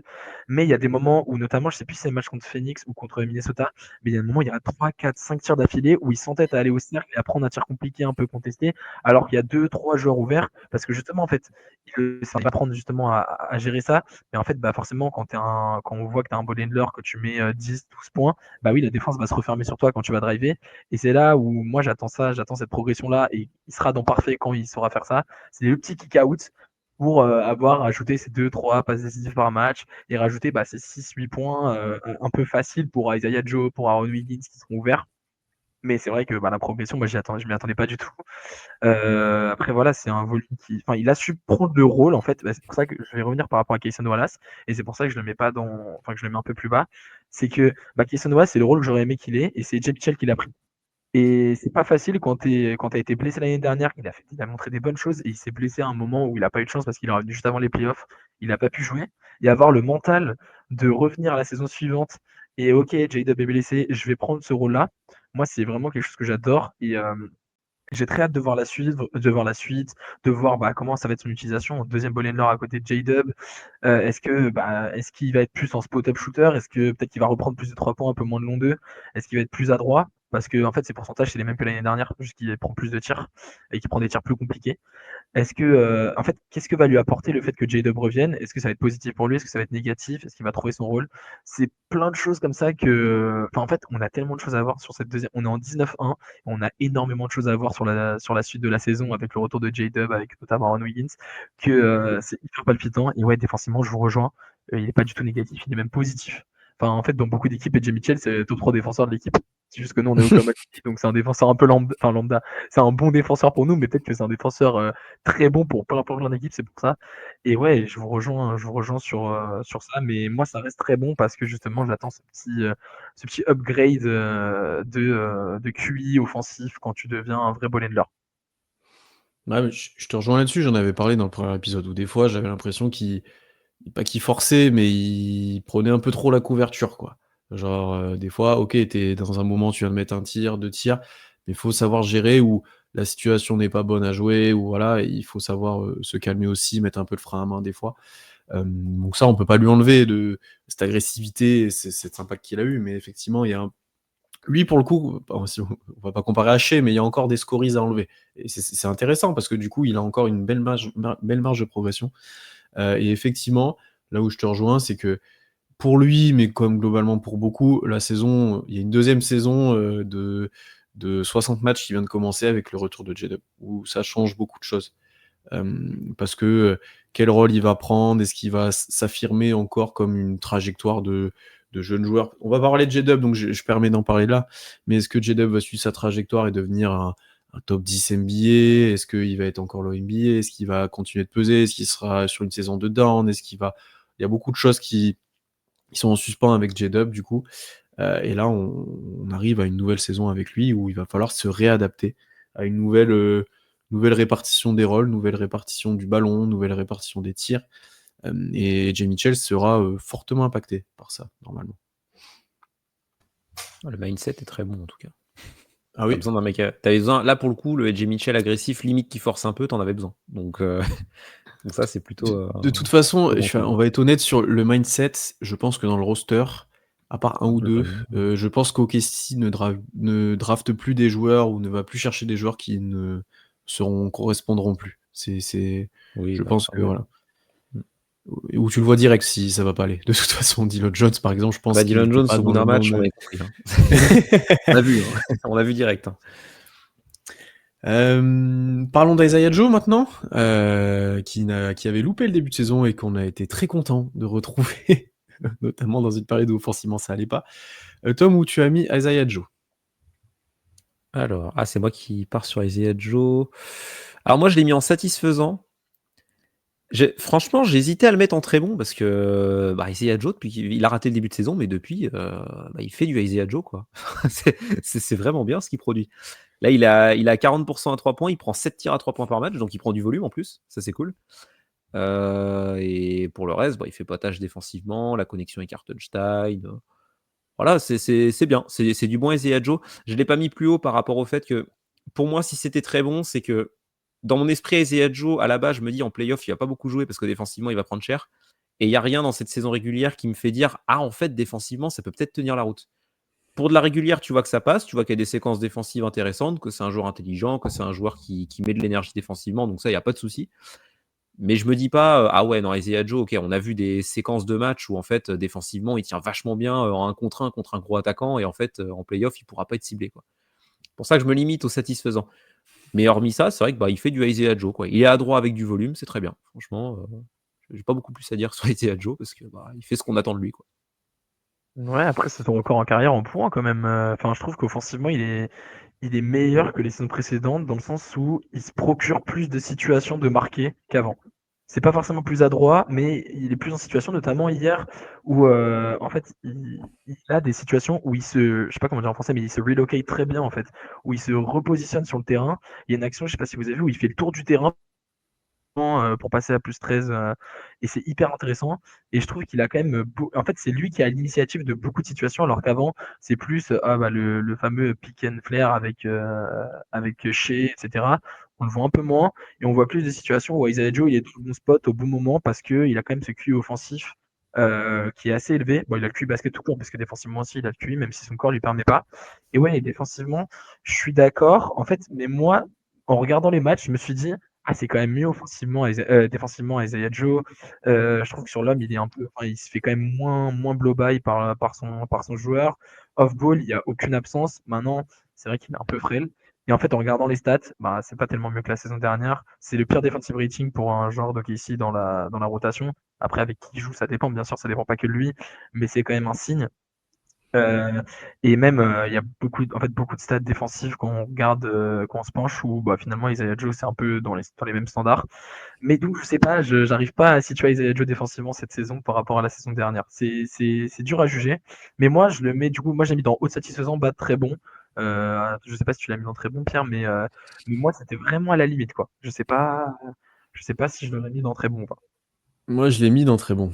Donc, est-ce qu'il reste on va le laisser insatisfaisant, vous êtes plutôt d'accord là-dessus, mais en fait, je pense que défensivement, on peut que le juger en play-off, en fait. Donc, là, il a toujours été bon en soi, en saison régulière, enfin pas négatif, hein, et je pense que dans plein d'équipes, il joue, même en play-off, il joue. Mais c'est juste qu'à OKC, ben, tu tellement un haut niveau d'exigence défensive que c'est dur pour lui. C'est ça qui est embêtant et encore une fois, comme tu l'as dit Tom, il y a des passages où il fait des interceptions, il est déterminant, il est très présent, etc. Donc ça, j'apprécie. Maintenant, pourquoi je l'ai mis très bon? Bah déjà parce que il est adroit, il y a la quantité, mais comme d'autres années, je suis d'accord, même si là c'est un peu plus poussé, mais voilà. Parce qu'il a aussi débloqué offensivement toute l'équipe à une période où il y avait besoin. On le redit, mais OKC ne tirait. Vous pouvez pas mettre un caillou dans la mer jusqu'à ce qu'il revienne, et bizarrement, lui arrive et met des tirs et tout. Il a un peu entraîné tout le monde là-dedans. C'est pas le seul facteur, je dis pas que c'est que lui, mais tu as eu ce déclic-là, en tout cas. Et tu sais que quand il est là, tu vas avoir du spacing, tu vas avoir du tir, etc. Et après, je l'ai mis dans très bon, parce que je trouve que effectivement, il a amené de la diversité offensivement. On le spam un peu moins aussi sur end-off par rapport à l'année dernière. Il y a encore cette situation-là, mais l'année dernière, c'était abusé. On voulait vraiment l'expérimenter. Je trouve qu'il avait que ça. Là, il a quand même plus de kick-out, plus de spot-up, plus de tirs en mouvement, etc. Il a ses transitions. Mais surtout, dans le jeu global, je trouve qu'il a progressé dans la manière de fluidifier un peu les choses. Il arrête un peu moins la balle. Il met les backdoors quand il faut. Des fois, il prend les drives, il va finir. Il a fait quelques passes aussi très intéressantes qu'on voyait pas auparavant. Voilà, il a un peu évolué dans cet aspect-là. Et c'est pour ça que moi, je l'avais mis dans très bon. Parce que je trouvais qu'il avait progressé en fait dans des aspects où, pas qu'on l'attendait pas, mais au moins il était un peu moins unidimensionnel. C'est de lui que je parlais tout à l'heure quand on parlait de Lou Dort. Je le trouve un peu moins unidimensionnel. Justement, par rapport à Lou Dort, je le trouve plus capable, par exemple. Ce qui n'était pas gagné tout le temps, mais je le trouve plus capable de prendre la balle, de passer, etc. Donc, non, sur ça, sa saison, elle est plus que satisfaisante, c'est sûr. Donc, ouais, satisfaisant ou très bon, ça joue un peu, mais ça va être dur d'en attendre plus de lui, je pense. Vu son profil, vu voilà. Il faudra juste voir maintenant, ouais, en playoff, est-ce qu'on l'assume de le mettre sur le terrain en lui faisant confiance défensivement et il prouve, ou alors c'est comme l'année dernière où en fait, à part sur quelques passages où il y a trop besoin d'attaque, bah, tu peux pas trop faire jouer, ou alors il y a un match-up favorable. Je donne un exemple, tu peux le faire défendre sur Mike Conley en playoff. Pas de souci, je pense. Mais voilà, c'est le seul truc, quoi. Faudra réussir à l'enlever des switches et de tout ça, quoi. Pas sûr que Mike Conley jouera en playoff, hein, mais faudra voir. Bah, Ah, pas ils beaucoup. ont pas 10 000 alternatives, hein. Là, ils l'ont enlevé du 5, mais il y a pas, ouais, il y a pas 10 000 alternatives. Ou alors, ils joueront que sans autre meneur, quoi. Enfin, sans meneur, d'ailleurs, parce que dans leur 5, il n'y a pas trop de meneurs de métier. Ouais, je sais Ils pas. mettent, ils mettent DiVincenzo et Et Edwards, Dillingham. Dillingham, c'est pas inintéressant, mais pareil, parce lui, que lui, tu vois, pour les galères défensives, oui, Dillingham, il va je être pense qu'ils concerné font aussi. plus confiance à leur Terence Junior, etc., Terence Terence Junior, Shannon ouais. Junior et Après, tout, que Jalen Clark. Puis Bon, Finch, il fait on, une on- rotation à 8 et il bouge pas. Donc, de toute on façon, va pas parler des Wolves, mais voilà, il y aura peut-être des match-ups en tout cas qui seront un peu plus favorables à Joe, à voir selon qui on jouera en playoff. On se prononce pas, on n'est pas encore en playoff, mais c'est bien parti. ouais. Mais tu vois, en parlant Ouais. des Wolves, justement, le match contre les Wolves, qui est un peu le match récent qui ressemble le plus à un affrontement de playoff, entre guillemets. Bon, on n'est pas sur l'intensité playoff, mais tu ressentais, c'était un match serré, tu sentais qu'il y avait quand même de la bagarre. Littéralement, même à un moment donné. Mais Isaiah Joe, justement, sur ce match-là, a été moins utilisé. Et tu as eu du mal à le trouver, tu as eu du mal à le rendre utile à l'équipe sur ce match contre les Wolves. Donc, c'est pour ça, je me dis, c'est bien que tu aies pointé le côté passing de Joe, parce que c'est vrai que c'est un vrai progrès. Là où les drives, déjà l'an dernier, je trouve qu'il y avait des choses intéressantes. Même il arrive à dunker main gauche, des trucs comme ça. Mais je trouve que c'est un mec qui est capable quand même de faire autre chose que du tir sur de la régulière. Sur des playoffs, c'est plus compliqué, mais sur de la régulière, c'est intéressant. Mais par contre, le passing, il y a un vrai progrès, effectivement. C'est vrai qu'il arrête un peu moins le jeu offensif. Mais tu vois, le match contre les Wolves me conforte un peu dans l'idée que défensivement, ça reste toujours bien comme ça l'était déjà en régulière, mais je trouve pas qu'il y ait de progrès significatif. C'est pour ça que j'ai pas envie de le mettre plus haut. Et après, ça reste, comme vous l'avez dit, c'est un mec qui a quand même débloqué l'attaque d'OKC et l'adresse d'OKC. Hein. Dès qu'il est arrivé, on s'est dit ah ouais, putain, ça fait du bien Isaiah Joe quand même qui rentre des tirs. Quoi. Bon, on a fini sur Isaiah Joe. On arrive sur des joueurs un peu plus loin dans la rotation. Parlons maintenant de Jalen Williams. Je pense que ça va être peut-être un petit peu moins positif. Tu veux nous dire, Amaury, où l'as-tu classé? Catastrophique. Moi, non, mais si cette catégorie existe, c'est pour Jalen Williams à Oklahoma City, parce que c'est un joueur qui ne dépend que de son adresse à 3 points. Et j'en peux plus, en fait. Je peux plus. Enfin, je m'attendais à des progrès. Ça fait 3 ans qu'il est en NBA. Et en fait, je veux voir, je sais pas, de la défense, un peu de mobilité défensive, j'en sais rien, un tout petit peu de protection de cercle. Je demande pas à Chatham Green, je demande vraiment un peu de protection de cercle. Défensivement, c'est pas possible. Défensivement, il est pas assez mobile, il peut pas switch. Dès qu'il switch, bah, on est obligé de venir aider. On se prend des 3 points ouverts, du coup, pas parce que forcément on compense, on essaye d'aider, mais bah, on peut pas tout le temps le faire.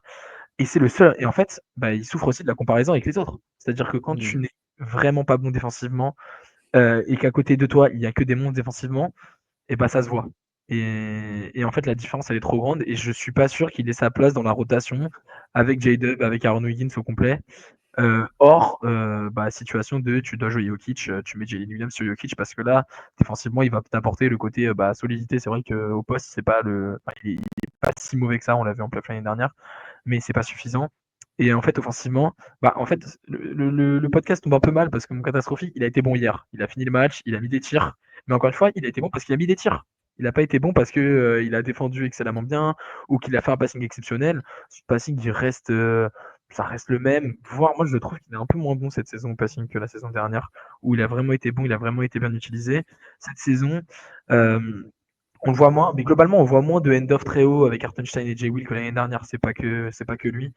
Mais du coup, bah, forcément, s'il est encore moins utilisé enfin, sur cet aspect-là, bah, je vois pas où il a une plus-value pour OKC. Et en fait, il est là parce qu'on a des blessés et parce qu'on n'a pas de poste 5. Et que je sais pas pourquoi Marc Daigneault veut faire jouer absolument Chatham Green au poste 4 à côté d'un pivot. Mais ça, Voilà. c'est pour répondre physiquement à à la plupart des équipes, hein, pour verrouiller le rebond, etc. Ça changera peut-être avec J-Dub, mais J-Dub, de base, c'était pas un poste 4 et c'est pas un grand, quoi. C'est juste que tu veux jouer avec deux grands, souvent. C'est ça le problème. Et d'ailleurs, il y a même eu des passages avec Carlson qui a eu des minutes dans la rotation, on en reparlera, parce que t'avais envie de jouer avec deux grands. Mais Parce ouais, que il a joué parce qu'il voulait pas faire jouer Jalen Williams plus de 20 minutes. Hein. tout seul, ouais. Bah oui, c'est ça, ou tout seul ou Non, plus de 20 minutes. moi, ce qui m'embête avec J-Will, c'est surtout les passages qu'on a eu en début de saison tout seul, où c'était Ouais. horrible. Pour le coup, quand il n'y avait pas de Chet à côté de lui, c'était horrible défensivement. Il n'y a rien qui allait, etc.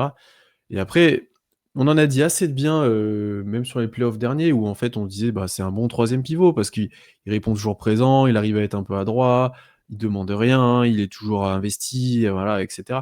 Mais c'est vrai que là, cette saison, ça fait un peu plus tâche, vraiment, parce que déjà il souffre de la comparaison avec Chet Hartenstein, hein, parce que quand tu passes des deux à lui, bah, c'est compliqué. Parce que les tirs rentrent pas dedans. Alors effectivement, quand ça rentre dedans comme hier, bah, c'est un joueur intéressant, hein, au final, parce qu'il apporte du spacing, il apporte un peu de rebond, c'est bien la seule chose défensivement qu'il a. Et ouais, après, offensivement, c'est limité parce que sur pick and roll, c'est compliqué. Sur les drives, c'est très compliqué. Ouais, des fois, il va mettre un N1, mais tu sais pas trop d'où ça sort. Donc non, s'il met pas les tirs et qu'il est pas planqué dans son corner, ouais, voilà, c'est archi compliqué. Effectivement, sa mobilité, ce sera jamais ça, je pense, honnêtement. Donc ouais, c'est pas un début de saison idéal pour Jay Will. Alors pourtant, il avait annoncé, enfin ça a été annoncé qu'il avait perdu pas mal de poids, justement dans cette optique d'être un peu plus vif, un peu plus mobile, etc. Ça s'est pas toujours ressenti, on va dire. Je l'ai mis Kata, mais il est pas loin de s'en sortir parce qu'il a quand même fait des matchs intéressants en fait. Sur les 20 matchs, il y en a peut-être 5 où en fait tu te dis bon ça va. Bon ok. Et c'est juste qu'il n'y a pas de milieu en fait. Il n'y a pas de match où il met 6 points, il est correct, mais on le voit pas trop. C'est soit il en met 15, soit il en met 0 quoi. C'est vraiment il n'y a pas de milieu régulier quoi. Donc sa moyenne est plutôt basse au final. Donc ouais, je pense que je suis plutôt sur du Kata. Je suis obligé. Moi, j'ai personne en catastrophique. On est en 19-1. Ah mais t'es trop La gentil Tom. Toi. Non. Jalen Williams, alors, je l'ai mis en difficulté quand même, faut pas déconner, parce que c'est vrai que la saison est quand même pas top. Et offensivement, je vous rejoins totalement. Quand il rentre pas ses tirs, il sert pas à grand chose. À part le match contre les Suns, où même au-delà de ses tirs, je trouve qu'il y a eu un drive qui était sympa. Mais même, on a revu un petit peu de circulation de balles avec du passing de Jalen. Mais bon, c'était un match, quoi. Mais sinon, c'est vrai qu'offensivement, c'est très compliqué. Défensivement, je suis pas trop d'accord, par contre. Je trouve justement que défensivement, c'est pas exceptionnel. Mais franchement, du Jalen poste 5, moi, je m'attendais pas à ce que défensivement, ça puisse tenir la route, quoi. Sur les switches, je trouve justement qu'il défend moins en drop qu'avant. Je trouve qu'il arrive à bouger un peu plus, etc. Alors, ça reste Jalen Williams qui a des limites, forcément. Mais je le trouve pas si négatif défensivement, en fait. Là où en attaque, il est vraiment mauvais. Pour le coup, ça, je suis d'accord. Et que quand il rentre pas ses tirs, et cette année, alors j'ai plus le pourcentage, il a 32% à 3 points. 32%, ouais. Voilà, il est inutile, offensivement. On va être honnête. Non, mais franchement, il n'est pas utile. C'est comme Dort, on a dit, offensivement, il rentre pas ses tirs, c'est compliqué. Jalen, c'est pareil, quoi. Quand il rentre pas ses tirs, il sert pas à grand chose pour OKC. Mais défensivement, je trouve pas qu'il fasse tâche, moi. Donc c'est pour ça que je l'ai pas mis en catastrophique, c'est qu'en fait, il y a effectivement des matchs où je me suis dit, oh là là, Jalen Williams, qu'est-ce qu'il nous fait, c'est n'importe quoi. Mais c'est pas la moitié des matchs de Jalen Williams cette année, quoi. Et la plupart du temps, je me dis, offensivement, c'est quand même pourri, mais par contre, bon, ok, on défend bien, ça va, quoi. Donc oui, c'est pour ça que j'ai pas mis en catastrophique, c'est que je trouve pas que défensivement, ce soit un poids spécialement pour OKC sur ce début de saison. Mais il peut pas aller plus haut qu'en difficulté, je pense qu'il il souffre beaucoup de la comparaison avec Chet et Hartenstein, en fait. Je pense qu'il y a des équipes où effectivement tu dis pas c'est pas dérangeant qu'ils défendent comme ça en fait parce qu'ils ont pas le même standing, on va dire. Mais ouais, c'est en comparaison des deux autres où tu fais c'est chier quoi. Compare aux deux autres qui sont calibre all defensive team, quoi, en gros. Ouais. C'est sûr que c'est compliqué. Mais franchement, est-ce qu'il est dans la moyenne NBA? Je pense pas, il est en dessous, tu vois. Il est moyenne moins, je dirais, ouais. Sur de la moins, régulière, il est dans la moyenne, je pense, à peu près. En fait, je suis d'accord avec toi. C'est vrai qu'il y a des joueurs kata. Je regardais les defensive box plus minus, alors ça veut pas tout dire, ce genre de stats, mais Jalen, il est 6ème de l'équipe à 1.9, il est positif. Il est plus haut que Lugensdorf, ça veut pas tout dire, c'est comme ça, mais il est plus haut qu'Ousmane Dieng, par exemple. Enfin, tu regardes défensivement, c'est pas un mec négatif, quoi. Il arrive à se fondre dans le moule collectif, et moi justement, je trouve qu'il est plus mobile qu'avant. Mais en protection la protection de cercle est toujours pas terrible, mais ça, je m'attendais pas de la protection de cercle de la part de Jalen. C'est pour ça que c'est bien quand il joue à côté de Chet, ou même il y a eu des séquences à côté d'Hartenstein d'ailleurs, qui c'était assez rigolo. Mais donc oui, seul poste 5, ça peut forcément avoir des soucis à ce niveau-là, mais je trouve que dans la défense collective d'OKC, c'est pas ridicule, et surtout on parle d'un troisième pivot, quoi. Là, il joue pas mal parce que Degnault met Chet Hartenstein pour développer la relation entre les deux, pour être habitué à jouer deux intérieurs, etc. Mais en playoff, on aura Chet et Hartenstein, ou alors un des deux, mais Jalen, il jouera que sur de la match-up spécifique, quoi. Donc moi, je m'attendais pas non plus à ce que Jalen soit un joueur de rotation hyper solide, en mode, ouais, c'est sûr, il sera dans les 8-9 en playoff, quoi. C'est vrai qu'il avait un rôle plus grand que prévu. Il avait un rôle plus grand que prévu, il n'a pas trop répondu, on va dire, mais ouais, il a un rôle plus grand que prévu. Après, c'est offensivement, s'il met pas les tirs et que tu spammes pas les end-off ou que tu lui donnes pas la balle un peu en up, ça sert à rien. Je suis d'accord que. Alors après, s'il met des tirs, moi j'ai aucun problème parce que du coup, dans le roster, t'en as pas 10 000 qui mettent les tirs au final.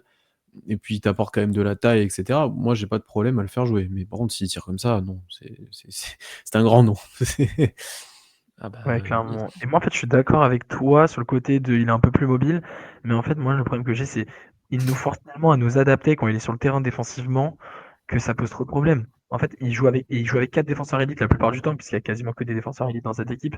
Et heureusement, parce qu'en fait, à chaque fois qu'on a un switch sur Jay Will, on est obligé de venir trapper, on est obligé de venir aider un peu plus. Les stuns sont vraiment très très très bas. Et du coup, ça crée énormément de décalages qui sont pas. Enfin, en fait, sur le box score, etc., ce sera pas forcément lié à Jay Will. Mais moi, je lis ça vraiment au côté de ah bah oui, il faut venir compenser le fait que Jay Will soit un peu moins mobile, soit un peu moins bon défensivement. Et ouais, et offensivement, bah oui, c'est vrai que s'il met ses tirs, c'est très bien, mais il est à 32% attrapant. Moi, c'est vraiment pour ça qu'il est dans catastrophique, en fait. Même il serait à 36%, il serait dans difficulté.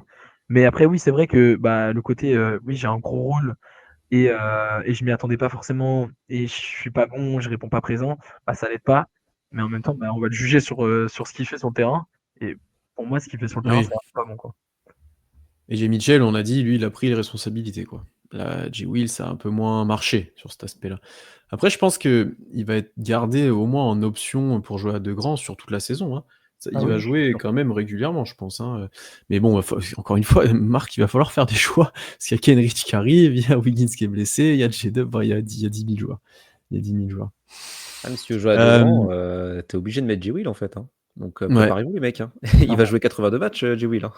Enfin 81, je crois qu'il en a raté un. ouais, non, ouais, Le premier. ouais, c'est sûr. Parlons d'Alex Caruso. Je sais plus à qui c'est. Je crois C'est à toi, je que crois. c'est à moi. C'est marrant parce que quand on a commencé de parler de l'épisode, je me suis dit mais Caruso en classe, j'ai l'impression de pas l'avoir vu. Et c'est vraiment un sentiment qui reste. Oui, il a joué les matchs, enfin il en a loupé quelques-uns quand même, c'est Alex Caruso, mais il a joué globalement pas mal de matchs, mais son temps de jeu est quand même très limité.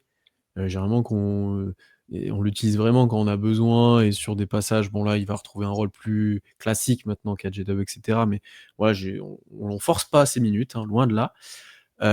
Puis j'avais pas l'impression que, ouais, on le voyait vraiment, qu'il pesait énormément. Alors, il y a toujours des passages où défensivement, il fait 3 interceptions de suite, il pèse, il provoque un run, et cetera. Ça, on l'a pas perdu, on le perdra pas. Offensivement, l'adresse est fluctuante, elle est moyenne moins maintenant pour l'instant. On n'est pas sur les standards du début de saison dernière où il était cata, ni sur ceux de la fin de saison dernière où il était trop fort en adresse. Donc on est sur une moyenne moins. Sous le cercle, je l'ai dit un petit peu tout à l'heure, il est incapable de marquer, je trouve. Ça, c'est quand il drive, il est incapable de marquer. Sur jeu placé, hein, parce qu'en contre-attaque ou s'il reçoit la balle tout seul, sur un petit cut, etc., ça va. Mais sur un drive, il peut plus marquer, j'ai l'impression, c'est terrible. Donc ouais, je l'ai mis peut mieux faire parce qu'en fait, je sais pas où le mettre. Je suis pas déçu, mais je peux pas être satisfait parce que je l'ai pas assez vu. Donc je sais pas comment vous placez pour lui, mais j'ai énormément de mal à me dire est-ce qu'il fait une bonne saison, une mauvaise saison, parce qu'on le voit pas, quoi, j'ai l'impression. Ou est-ce que c'est que moi qui le vois pas, mais Non, je suis assez d'accord. Moi aussi, j'ai mis dans on peut mieux faire. En fait, il joue autant de minutes que la saison dernière. Enfin, il joue 18 minutes par match, qui est la même chose que la saison dernière, il me semble. Donc en fait, il joue pas moins. Juste que bah, il est un poil moins régulier défensivement dans l'impact. Ou après, peut-être qu'on a aussi l'image des playoffs. Moi, c'est pour ça que je me dis, j'ai du mal à le juger parce que je me dis, en playoff, il était tellement fort, il a mis 2 fois 20 points en finale NBA. Défensivement, c'était n'importe quoi contre Denver et tout. Que peut-être qu'on a encore ce biais-là de s'attendre à Caruso, alors que lui-même, il le dit tout le temps. Ouais, vous m'attendez en novembre ou vous m'attendez en juin. C'est vrai qu'on l'attend en juin ou en mai. Mais c'est vrai que pour l'instant, on le voit pas beaucoup. Défensivement, son impact, il est assez limité. Offensivement, bah, 35% à 3 points, c'est vrai que c'est pas horrible comme le début de saison dernière, comme tu l'as très bien dit, mais c'est pas assez, c'est pas ce qu'on attend. Et puis ouais, il a encore moins d'efficacité auprès du cercle. Alors, les endroits où il est bon, c'est quand même les cuts. Les cuts, il est toujours très très bon, notamment, bah, il met tout près du cercle quand il est en mmh. cut. Quand il cut et qu'il là, il fait son petit tir de l'autre côté du panier, main droite, côté gauche, là, la spéciale Caruso, il est bon. Euh, tout ça, tout le jeu off-ball, en fait, il est très bon. C'est un très bon connecteur. En fait, c'est Caruso, il n'a pas changé. Mais c'est vrai que bah, on le voit pas, en fait. Je suis d'accord avec toi, Pierre. Je trouve que ton constat est très bon. C'est que il est là, il a joué 15 matchs, hein. Donc il a joué 75% des matchs. Ça, au moins, il joue. Ouais. Mais est-ce que. Enfin, qu'est-ce qui. On peut attendre beaucoup plus de lui, en fait. C'est vraiment peu mieux faire, quoi. Ouais, je suis d'accord, peut mieux faire. C'est la catégorie Caruso là pour le coup. Mais oui, il y a des matchs qui traversent un peu plus, tu vois. Là où l'an dernier, en fait, on se disait ah il joue pas, c'est chiant. Où il met pas ses tirs, c'est chiant, mais au moins on le voyait sur le terrain quoi. Enfin défensivement, il était hallucinant dès le début de saison. Là, bah, il y a des matchs très bons, il y a des matchs où il traverse un peu plus la rencontre, où il n'y a pas trop d'impact. Il y a des matchs corrects. Enfin, ça varie, mais oui, il n'a pas un impact exceptionnel, même si ça reste un joueur de rotation très utile qui n'est pas. Tu vois, je ne peux pas le mettre en difficulté parce qu'il n'est pas vraiment en difficulté, Caruso, quoi. Il a toujours un rôle intéressant. Enfin voilà, il est très utile. On n'a aucun doute sur le fait qu'il sera dans la rotation en playoff. Enfin, voilà, c'est pas un souci, mais oui, c'est vrai que c'est pas du tout le joueur qui brille le plus. Les joueurs qu'on a mis au-dessus en satisfaisant, par exemple, c'est des joueurs qu'on voit plus. Tu vois, Isaiah Joe, à lui, on le remarque sur le terrain depuis qu'il est revenu de blessure. Donc Caruso, voilà, il se laisse porter par la régulière, je pense. Il va prendre son rythme petit à petit. Il va arriver en avril et dire bon bah c'est bon, je commence ma saison. Ouais, je sais pas, je reste quand même un petit peu sur ma faim où en fait l'année dernière il y avait des passages défensifs que j'ai peut-être moins vus pour l'instant, vraiment même en saison régulière où c'était n'importe quoi, il se jetait partout, etc. Là je pense qu'il se gère beaucoup, honnêtement. Je pense qu'il y a beaucoup de gestion et aussi de la part de l'effectif, enfin du coaching staff, pardon. Après, Ouais, on joue c'est aussi, pardon, on joue aussi beaucoup moins de clutch en fait. Donc, en fait, j'ai l'impression qu'il est un peu là quand on a besoin qu'il soit là. Même si c'est vrai que hier, il n'a pas été bon d'ailleurs, il est sorti très très vite dans le quatrième quart-temps. Mais en fait, Caruso, c'est un joueur, quand il sent qu'il y a un peu de la difficulté, etc., il va augmenter son intensité défensive. Sauf que là, pareil, il n'a pas vraiment besoin de le faire. On est en 19-1, on gagne tout. Donc, je sais pas. Moi, j'ai l'impression qu'il attend qu'on soit un peu plus dans le dur pour aller sortir des séquences un peu très très agressives sur le premier porteur adverse. Mais que pour l'instant, il n'a pas forcément le besoin. Moi, c'est un peu ce ressenti-là. C'est un Après, joueur qui fait des. il sert tellement à la rotation du Thunder, à la profondeur, c'est-à-dire que tu viens de te taper Dort et Kesson, tu te dis début de deuxième, ah, ça va aller. Bah non, t'as lui qui arrive, tu vois, genre en plus, tu vois, non, ça, c'est dévastateur, quoi. Ah, c'est un luxe. Hein. C'est un luxe d'avoir Alex Caruso qui coûte quand même 20 millions. C'est du luxe. Ouais. Du luxe même dans la grille salariale, effectivement. Pour Clay Bennett, c'est un beau chèque à payer, un beau chèque à faire quand même. Hein. Bah, pour un joueur qui joue si peu en temps de jeu, bon. On connaît Mais toute tu sa seras valeur peut-être en content. playoff, quoi, c'est pour ça. Mais oui. Ouais, C'est et j'allais dire, tu pourras peut-être pas te permettre de le faire jouer si peu dans les prochaines années si tu es obligé de te séparer de certains joueurs. C'est juste ça qui m'inquiète, en fait. Oui. Là, tu peux, parce que tu as des jeunes, tu as tout le monde, tu as 13 joueurs qui peuvent être dans presque n'importe quelle équipe NBA. Là, ce sera peut-être plus pareil après quand tu auras 9 vrais joueurs et des pansements ensuite, tu vois, ce sera peut-être pas pareil. Ah, quand Brooks Barnhizer va devenir ton 11e joueur, c'est plus Ouais. dur. Hein. Attention. Bah Tom, on va rester vers toi. Dernier joueur à classer, pas le plus simple, parce qu'il a manqué pas mal de matchs ces derniers temps, c'est Aaron Wiggins. Où tu l'as mis sur ce début de saison? Il est dur à noter parce qu'il a même pas joué la moitié des matchs. Quoi. Enfin, il en a joué 9. Ouais, c'est vraiment une note pas fictive, mais voilà, c'est vraiment. Si on enlève le fait qu'il loupe des matchs, qui est quand même embêtant, il est quand même satisfaisant, Aaron Wiggins. C'est quand même une saison où, sur les 9 matchs, si je reprends juste les stats, il joue 27 minutes, il est à quasiment 15 points avec 46% au tir, 42% à 3 points, alors qu'il en prend quasiment 7 par match. Bah, ça va, quoi. C'est pas dégueulasse. Oui. À la création offensive, on l'a un peu moins vu en création pour les autres, justement, parce qu'il y a notre ami belge qui a pris le relais. Mais on sait qu'il est capable de le faire. On a vu quand même quelques séquences de création balle en main d'Aaron Wiggins. D'ailleurs, c'est ce qu'on voyait un peu en pré-saison, où il avait beaucoup la balle et d'auto-création, en se disant, bah, en fait, il va falloir remplacer J-Dub. Donc, je pense que même dans la tête du staff, c'était peut-être lui la première option pour prendre de l'usage. Et en fait, AJ Mitchell a un peu cassé le truc, mais que c'était Aaron Wiggins qui était un peu prévu dans ce rôle-là, quitte à avoir plus de déchets dans son jeu. Mais oui, globalement, bah, on a envie de le revoir. Quoi. Quand est-ce qu'il revient de l'infirmerie? Tu nous manques. Hein. Parce que là, sur les 9 premiers matchs, c'était bien, mais ça fait quelque temps qu'on ne l'a pas vu sur le parquet. Donc bon, pour l'instant, s'il revient au niveau dans lequel il était avant sa blessure, bon, bah, très bien. C'est joueur de rotation très intéressant. Il joue en playoff, tout ça, il n'y a pas de souci. Hein. Ouais, je sais pas. Moi, honnêtement, je pense qu'il faisait son début de saison, il continuait. Je le mettais au moins très bon parce que il répondait vraiment aux attentes, etc. Après, effectivement, la blessure que tu vois pas arriver, sortie un peu de nulle part, tu sais pas combien de temps il en a. Bon, classique d'OKC, concrètement, J-Dub est sorti de nulle part aussi pour son retour. Ouais, c'est un peu plus embêtant. J'aimais bien, effectivement, cet aspect scoring. Lui aussi avait quand même pris de la charge offensive de J-Dub. Le banc était quand même pas mal dynamique, justement, avec Mitchell et lui, où après, ça devenait vraiment du solo Mitchell sur certains passages. Donc sur ça, il a porté.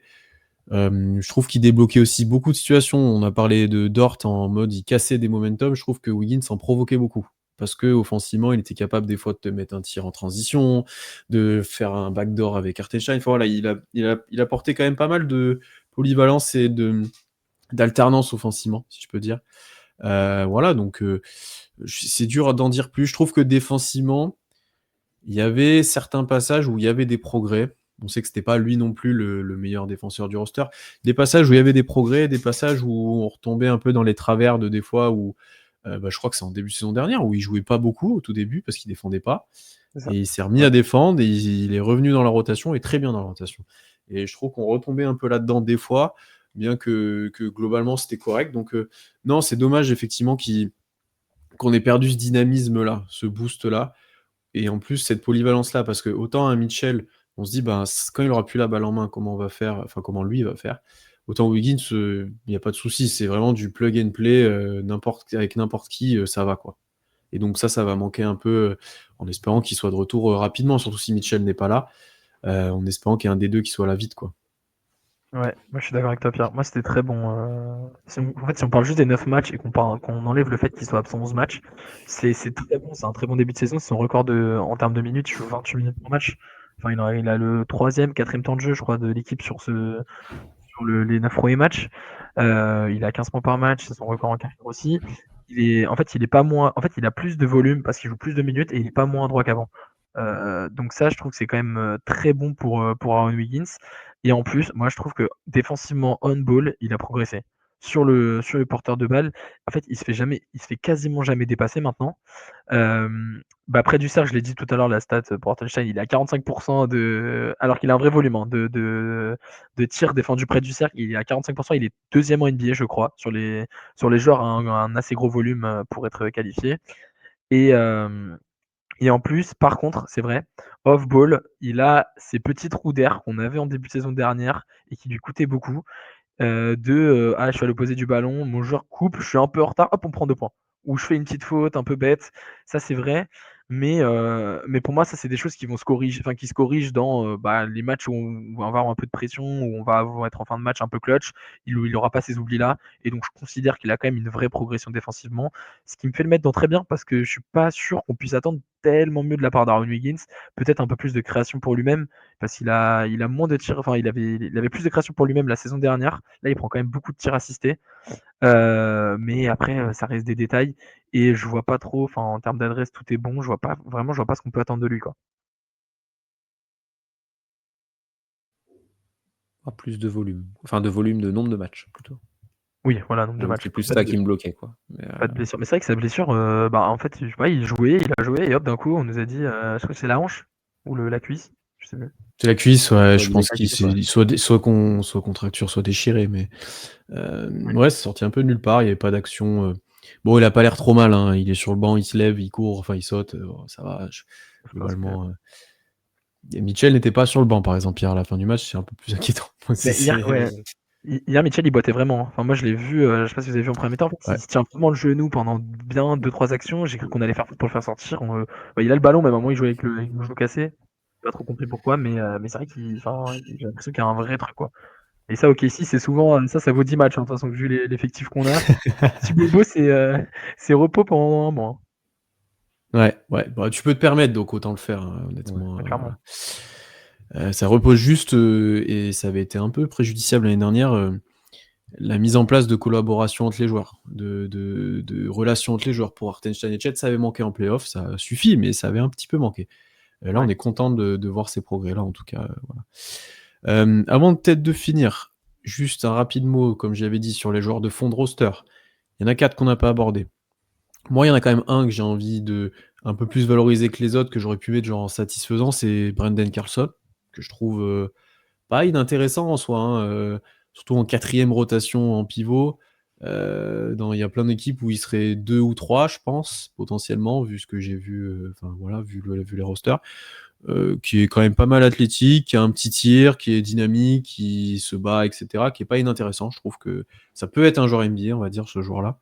Après, les autres, soit Youngblood, on n'a pas vu, Barnhizer, offensivement, il n'y a rien, c'est inexistant, c'est le néant. Et après, Dieng, on va pas redire les mêmes choses depuis 3 ans, concrètement, hein, parce que c'est les mêmes choses. Je sais pas ce que vous en pensez, mais ouais, il n'y a pas de bonne surprise dans ces joueurs-là pour l'instant. Bah, il y a il y aurait juste, des bonnes surprises, il serait dans la rotation, quoi. Oui, c'est vrai. Mais ouais, là, Dieng a un peu joué quand même. Défensivement, c'est pas ridicule. Je pense toujours qu'il y a quand même un joueur de basket, quand même, c'est pas Dylan Jones qui est vraiment juste pas bon. Ousmane Dieng, je pense que dans une équipe très mauvaise, il pourra avoir du temps de jeu et se développer un peu. Mais oui, ça reste quand même insuffisant. Il est très bon en garbage time, Ousmane Dieng. Mais bon, dans les minutes qui comptent, c'est plus compliqué. Et après, ouais, bon, Barnhizer, oui, en attaque, il n'y a rien du tout. Youngblood, il rentre pas ses tirs, donc ça devient compliqué. Et Carlson, oui, c'est pas mal, Carlson. C'est pas dégueu. Alors, je sais plus quel âge il a, Carlson. Il est quand même un peu plus vieux que les autres, je crois. Il a 26 ans. Mais oui, c'est un joueur correct. Il pourrait être troisième pivot. Ouais. Il pourrait faire une Diop Reese, tu vois, de Portland, par exemple, ce genre de mec que t'attends pas du tout et qui était troisième pivot et qui peut traîner là et dépanner quand t'as besoin, quoi. Qui est capable de mettre des tirs, capable de protéger le cercle. C'est un joueur qui peut être utile, Brandon Carlson. Ouais, rien d'autre à rajouter sur ce genre-là. Juste petite mention à Kendrick Williams qui vient de revenir depuis 2 matchs. Oui, c'est vrai. C'est assez, enfin c'est compliqué. Enfin, après on l'a pas beaucoup vu, mais je trouve que c'est assez compliqué son retour. Il met pas trop de tirs. Après, on peut pas jouer sur 2 matchs, mais est-ce qu'il va avoir sa place dans la rotation? Peut-être que c'est lui aussi qui peut être l'élément qui va pas forcément jouer ou qui va jouer sur des phases très précises parce qu'on parlait de la double big. Est-ce que finalement, si on veut expérimenter plus de double big, Kenrich il est vraiment fait pour ça? Ou est-ce qu'on va pas mettre justement plus de Jalen Williams vis-à-vis de ça, qui sont plus grands, plus solides et meilleurs au rebond? Je sais pas. Ça peut être une option. C'est un profil encore différent. Ouais, quand même plus costaud ou à terre qu'un J-Dub, quoi. Moins Ouais, aérien, c'est sûr. moins athlétique. Mm. Mais c'est pas un grand non plus comme J-Will, quoi. Donc ça reste de base, c'est un ailier. Hein. Donc, ouais. Ouais, c'est vrai qu'il y a Kenrich qui revient aussi, qu'on n'en avait pas parlé, mais ouais. Je sais pas s'il peut rentrer dans la rotation. Ça paraît compliqué quand même, qu'il soit vraiment important. Ouais, clairement. Bah, l'année dernière, il était sorti de la rotation en fin de saison Ouais. déjà. Après, il était blessé aussi, c'est vrai, mais à voir. Parce que, comme tu l'as dit plein de fois, Marc Dode va devoir faire des choix et il peut pas faire jouer 13 joueurs tous les soirs. Maintenant, est-ce qu'il va faire jouer 13 joueurs en balance, dans le sens où il va faire jouer 10 un soir et puis 10 autres différents un autre soir? Je suis pas sûr que ce soit très bon pour lier, enfin, parce qu'on parlait justement de ces liens entre Hartenstein et Chet. Est-ce qu'il veut pas plutôt développer des liens entre 10, 11, 12 joueurs? Je sais pas. Carrément. Eh bien, messieurs, on a fait long quand même. Je pense pas que ce serait aussi long, mais le temps de faire tout le roster, c'était assez long. C'était très intéressant d'en discuter avec vous. Donc, Amaury, comment s'est passée cette première? Est-ce que tu as apprécié? Bah, très bien, écoute, c'était un plaisir. Oui, c'est vrai que c'est long. Tu vois, t'as pas vu le temps passer normalement. Mais en vrai, j'avais pas, Non, je pensais pas clairement. que ça- Non, clairement. Et ben en tout cas, Amaury, merci beaucoup d'être venu pour cette première. N'hésitez pas à lui donner de la force en commentaire, à dire si vous avez bien aimé, si vous voulez le revoir ou pas. De toute façon, vous n'allez pas avoir le choix. Donc, je rigole. Non, mais c'était très bien, Amaury. Félicitations pour cette première. N'hésitez pas vous aussi à dire en commentaire ce que vous pensez un peu des performances des joueurs, si vous êtes d'accord ou pas avec nous, n'hésitez pas. N'hésitez pas à nous suivre du coup partout, toutes les plateformes d'écoute, Twitch, YouTube, Twitter, Instagram, voilà, partout. Pour l'instant, on passe une saison quand même assez tranquille, mais on l'a dit dans cet épisode, il y a des choses à suivre qui sont intéressantes, notamment le retour de J-Dub. Donc n'hésitez pas à suivre ça avec nous, et puis on se retrouve très vite pour un prochain match et un prochain épisode. Et puis voilà, salut à tous.